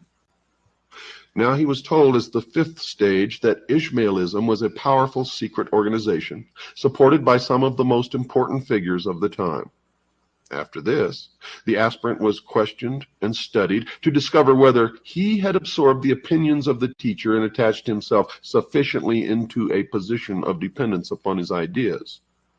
And at this stage, he was asked to meditate upon the meaning of the reported saying of the prophet that, quote, paradise lies in the shadow of swords, unquote. In the final degree, many difficult passages of the Quran were explained in terms of allegory. How is it that the rules of this extraordinarily successful order are known in such detail?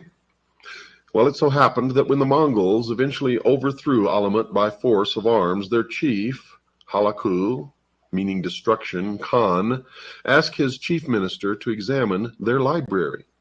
This most learned man, father of kings, Jawani, later wrote a careful book in which he detailed the organization of the assassins, whose name he attributed to the use of the drug hashish, which they were said to use in stupefying candidates for the ephemeral visit to paradise. It is possible that recruits were made in another way than by selecting gullible, fully grown youths. Legend has it that Hassan, once master of Alamut, used to buy unwanted children from their parents and train them in implicit obedience and with the sole desire to die in his service. Buzurg Umid, meaning great promise, the second Grand Master is still used today, folks, maintained the power of the assassins on much the same pattern. Building new forts, gaining fresh converts, terrorizing those whom he did not want to have killed, and using them to further his design of world conquest. Sultan Sanjar of Persia, in spite of several expeditions against the Viper's Nest, as Alamut was now being called, could do little about him. Viper's Nest was the term given by the assassin's enemies. The assassins themselves called it the Eagle's Nest. Ambassadors on each side were slain. A notable religious leader was captured by the assassins, given a mock trial, and flung into a furnace. The Grand Master at this time seldom put on the field more than 2,000 men at a time. But it must be remembered that they were killers, acting under an iron discipline, and more than a match for any organized army that they might ever have to face. Now the order began to spread in Syria, where the continued contact with the Crusaders was established. The warriors of the cross were in fairly effective control of an area extending from the Egyptian border to Armenia in the north. Bahram, a Persian leader of the assassin cult from Astrabad, gained control of a mighty fortress in Syria in the region known as the Valley of Demons, Wadi al-Jan, and from there spread out from one fort to another. The Grand Prior, Bahram, now moved to an even more substantial fortified place, Masyat. Bahram's successor, Ismail, the lash-bearer, planted a trained devotee on the saintly vizier of Baghdad, into whose confidence he worked his way to such an extent that this assassin, now called the Father of Trust, was actually made Grand Judge of Baghdad. The Crusaders had by now been about 30 years in the Holy Land, and the assassins decided that they could usefully form an alliance with them aimed against Baghdad. A secret treaty was therefore made between the Grand Master and Baldwin II, King of Jerusalem, whereby the Ishmaeli Grand Judge would have opened the gates of Baghdad treacherously to the Crusaders if the fortified city of Tyre were handed over to the assassins for their part in the transaction. Well, as with most plans, something went wrong. The judge had ordered an underling to open the city gates. This service had told the military commander of Damascus, who lost no time in killing the man, the vizier, and 6,000 people believed to be secret assassins within the city. The Damascus garrison fell upon the Crusaders and beat them back in a thunderstorm which the Christian warriors attributed to divine anger at their unworthy pact, and the assassins as an attempt by the powers of nature to allow the Crusaders into the city under its cover. Meanwhile, the Grand Master was indulging in an orgy of destruction of individual rulers who opposed his creed. The list is interminable, but this is a fair example. Quote, the celebrated Aksunkur, Prince of Mosul, was a warrior equally dreaded by the Christians and the assassins. As this prince, on his return from Ma'ara Masrin, where the Moslem and Christian hosts had parted without venturing to engage, entered the mosque at Mosul to perform his devotions, he was attacked at the moment when he was about to take his usual seat by not one, but 8 assassins, disguised as dervishes. 3 of them fell below the blows of the valiant emir, but ere his people could come to his aid, he had received his death wound and expired. Unquote. The fanaticism which inspired the killers was shared, it seemed, by other members of their families, who had been thoroughly trained in the bloody creed. For the historian Kamal el-Din relates, on this occasion, when the mother of one of the youths who attempted Aksunkur's life heard that he had been slain, she painted her face and donned the gayest raiment and ornaments, rejoicing that her son had been found worthy to die the glorious death of a martyr in the cause of the Imam. But when she saw him return alive and unscathed, she cut off her hair and blackened her countenance and would not be comforted. Things thus continued for the 14 years and a quarter of the second Grand Master's rule, when he died to nominate his son, Kia Muhammad, as his successor. Under Muhammad, the killings continued. A part of the seacoast of Palestine came into assassin hands, and the cult leaders reaffirmed their overly belief in Orthodox Islam. In public, Ismailis were ordinary Muslims. The secret doctrine of the divinely guided leader was not to be discussed with the uninitiated. Don't miss tomorrow night's show. Good night, and God bless each and every one of you.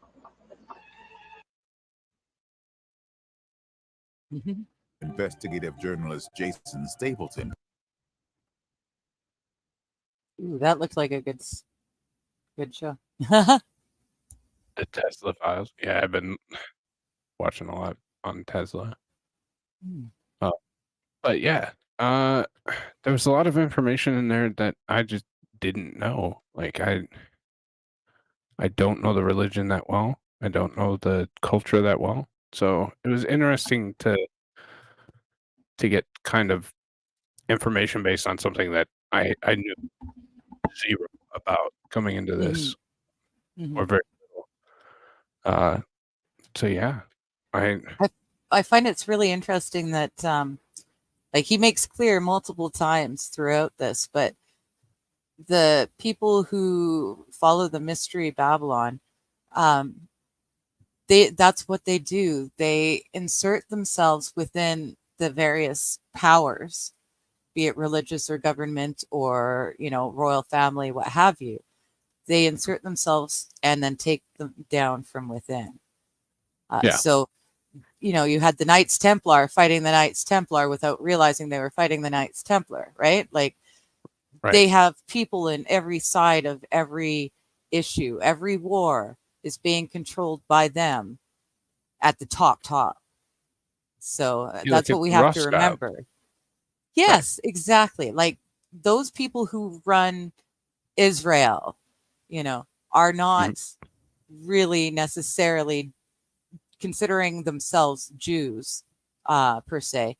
Most of them most likely are mystery Babylon followers. Now, that's not to say that they're, the what do they have, president or prime minister of Israel? Not to say that they're the ones Maybe. specifically, but yeah, it's those who have the control. It's like we all know that Biden isn't actually controlling anything, running anything. There is Right. someone nameless pulling his strings. That's the Yeah. person who is definitely following the mysteries. Yeah. And the same is there with every religion, every country, every royal family. They have been, for generations, they have been slowly taken apart from within by those that would believe in the mysteries, that they are the correct religion. Yeah. So And it's just when you think about the power structure and the way that it's set up, there has to be some, I don't know. I don't even know how you attain that much power. Like, I think you a have to lot of devote times you're yourself. born into it. Yeah, well, born into it, or you have to devote yourself to things like this, to mysteries. Yeah. Yeah. And you have to submit entirely.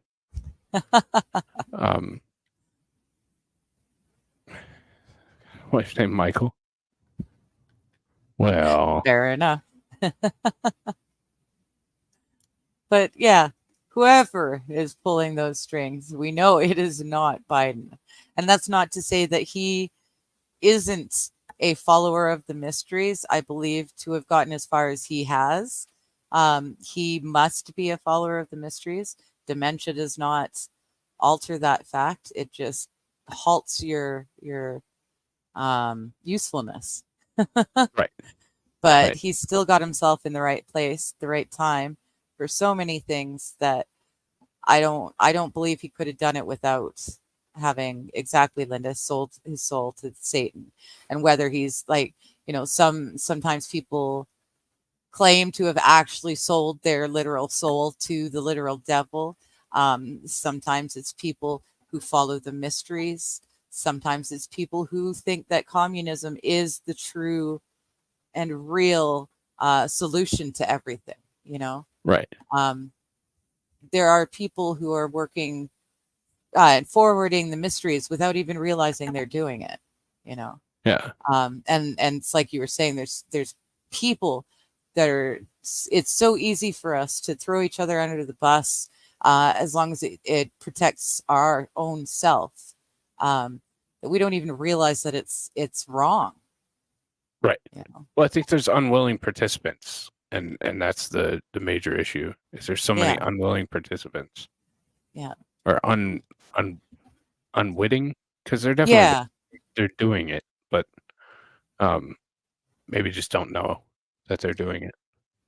Well, that's just it. It's a lot of people have been born and raised and had children and raised them to believe that it's all about yourself. Yeah. And it's not that they're doing it out of any malice. It's just the worldview that they have been brought into. Yeah. It's what they know. It's what they've been taught and learn and do, and you instill those values. Yeah, there's a reason a lot of adults are getting caught nowadays throwing temper tantrums that are worthy of 2 and 3-year-olds. It's because they never got past that point. Yeah. A toddler, it is all about me, because my worldview is that small. But as we grow, we're supposed to realize that that's not the case. And unfortunately, thanks to children being raised by the TV and by the internet, and parents that do not have the time, let alone, having interest to teach their kids the right way. We have, as a civilization, we have become selfish to the point where we don't realize the damage that it is. Yep. No, I agree completely. So, but I think that's going to wrap up another version of our another good discussion. Yeah. And that's that's what I was saying earlier too about the Discord. It's so great because we can have discussions, and we've got people from all over the world, so we've all got different knowledge base that Right. we can, pool together, and we may not always agree, but it's still sharing knowledge in a friendly way, in a way that's uplifting all of us, as opposed to trying to pull everyone down underneath us. Right. And so I really find it refreshing. Yeah, and it's different walks of life. It's different people, it's different ideologies, different ways of getting to where you're at. Like, Mhm.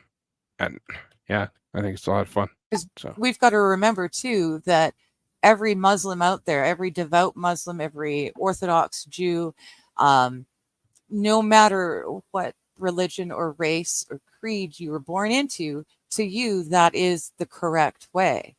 So from right. your worldview, everyone else is doing it wrong. And then it's up to you to either, nicely or not so nicely fix other people's perspectives. Right. Yeah. I'm sure that my belief in Jesus and the living God was definitely strengthened by the fact that I grew up in a Western civilization where our laws and our judiciary was based on the Ten Commandments. Right. So we always heard about God anyway, so it was easier for me to understand the Christian perspective.